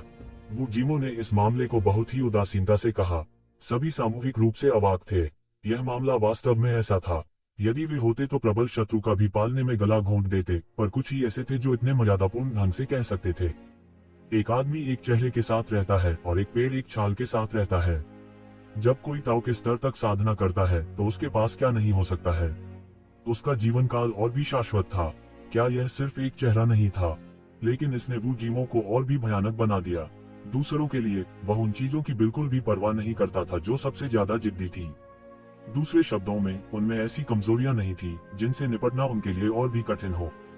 जैसा कह रहा था, एक बेशर्म व्यक्ति अजेय था। इससे भी ज्यादा भयानक बात यह थी कि जब एक शीर्ष विशेषज्ञ बेशर्म था तो दुनिया में उन्हें क्या रोक सकता था। लेकिन जिस बात ने सभी को और भी हैरान कर दिया वह यह थी कि येज़िविन में वास्तव में इतनी बड़ी क्षमता थी कि वू जीमो भी, जो अब साधु क्षेत्र के शिखर पर था और किसी भी समय राजा श्रेणी के दायरे में प्रवेश कर सकता था, उससे इतना सावधान था। हर किसी को यह जानना था कि एक शिवेन साधु लोक में भी नहीं थी। उन दोनों के बीच के अंतर को अलग दुनिया कहा जा सकता है, एक पूर्ण क्षेत्र अलग। वह अब सुधर गया था, लेकिन क्या वू जीमो भी नहीं सुधर रहा था? क्या कारण था जिससे वह इतना भयभीत था, इतना शातिर दिल? ये शिवेन ने वू जीमो को उदासीन रूप से देखा। हालांकि वू जियू को मजबूत माना जाता था, लेकिन वह अधिक घमंडी और दबंग था। इस तरह के व्यक्ति से निपटना मुश्किल था, लेकिन वास्तव में इससे निपटना भी बहुत आसान था। लेकिन वू जीमो अलग था। इस तरह का व्यक्ति दृढ़ निश्चयी था और वह बेशर्म था। उन्होंने बेशर्म होने पर जोर दिया। एक संभावित खतरे को खत्म करने के लिए, जैसा कि मूल रूप से सोचा गया था, लोगों को उसे मारने के लिए भेजने के बजाय उसने येज़िविन के साथ परेशानी का पता लगाने के लिए वास्तव में ऊपरी स्वर्ग से वापस आने के लिए अपना रास्ता मार दिया था। दूसरे शब्दों में, इसका मतलब यह भी था कि वू जीमो ने पहले से ही येज़िविन को एक बड़ा खतरा माना था और उसे व्यक्तिगत रूप से उससे निपटना था। वह दूसरों को ऐसा नहीं करने दे सकता था। ये शिवेन को समझ नहीं आ रहा था कि इस पर रोऊं या हंसूं। लेकिन इसमें कोई संदेह नहीं था कि सम्राट चुनने के मार्ग पर एक शीर्ष व्यक्ति द्वारा लक्षित किया जाना एक आपदा होगी। पिछले कुछ दशकों में मैंने जिन लोगों को भेजा उनमें से कोई भी तुम्हें मार नहीं सका। समस्या और गंभीर न हो, इसके लिए मैं स्वयं आया हूँ। आपको ढूंढने में मुझे बहुत समय लगा। क्या आप जानते हैं कि आपके ठिकाने का पता लगाने के लिए मुझे आपके ठिकाने का पता लगाने के लिए रक्त बलिदान के रूप में कुल 99 क्रूर जानवरों को ऋषि साम्राज्य के शिखर पर मारना था। आपके पास किसी प्रकार की दिव्य कलाकृति होनी चाहिए जो स्वर्ग के रहस्यों को छुपा सके। कोई आश्चर्य नहीं कि इतने सालों के बाद जो आपसे मिलने के लिए पर्याप्त भाग्यशाली थे, उनके अलावा कोई भी आपके ठिकाने का अनुमान नहीं लगा सकता था। वू जीमो ने चमकदार आंखों से येज़िविन को देखा। लेकिन वास्तव में यह क्या है? मैं भी बहुत उत्सुक हूँ। क्या करूँ? क्या मुझे इसे सौंप देना चाहिए? जब सभी ने यह सुना तो वे दम घुटने से लगभग बेहोश हो गए। ऋषि लोक के शिखर पर 99 खूंखार जानवर, वह एक भयानक स्तर था। यह ज्ञात होना चाहिए कि आइस सोल सिटी में आइस स्पिरिट कबीले का नेता ऋषि दायरे के चरम पर केवल एक विशेषज्ञ था। वू जीमो ने वास्तव में एक ही बार में 99 लोगों को मार डाला था, बस येज़िविन के ठिकाने का पता लगाने के लिए। इतना बड़ा पैमाना बस अकल्पनीय था। पहले सभी ने सोचा था कि आइस स्पिरिट कबीले का नेता उनके बराबर था, लेकिन अब जब उन्होंने इसके बारे में सोचा तो वे गलत थे, और बहुत गलत थे। जब तक वह चाहता था, वह शायद आइस सोल सिटी को अपने दम पर समतल कर सकता था।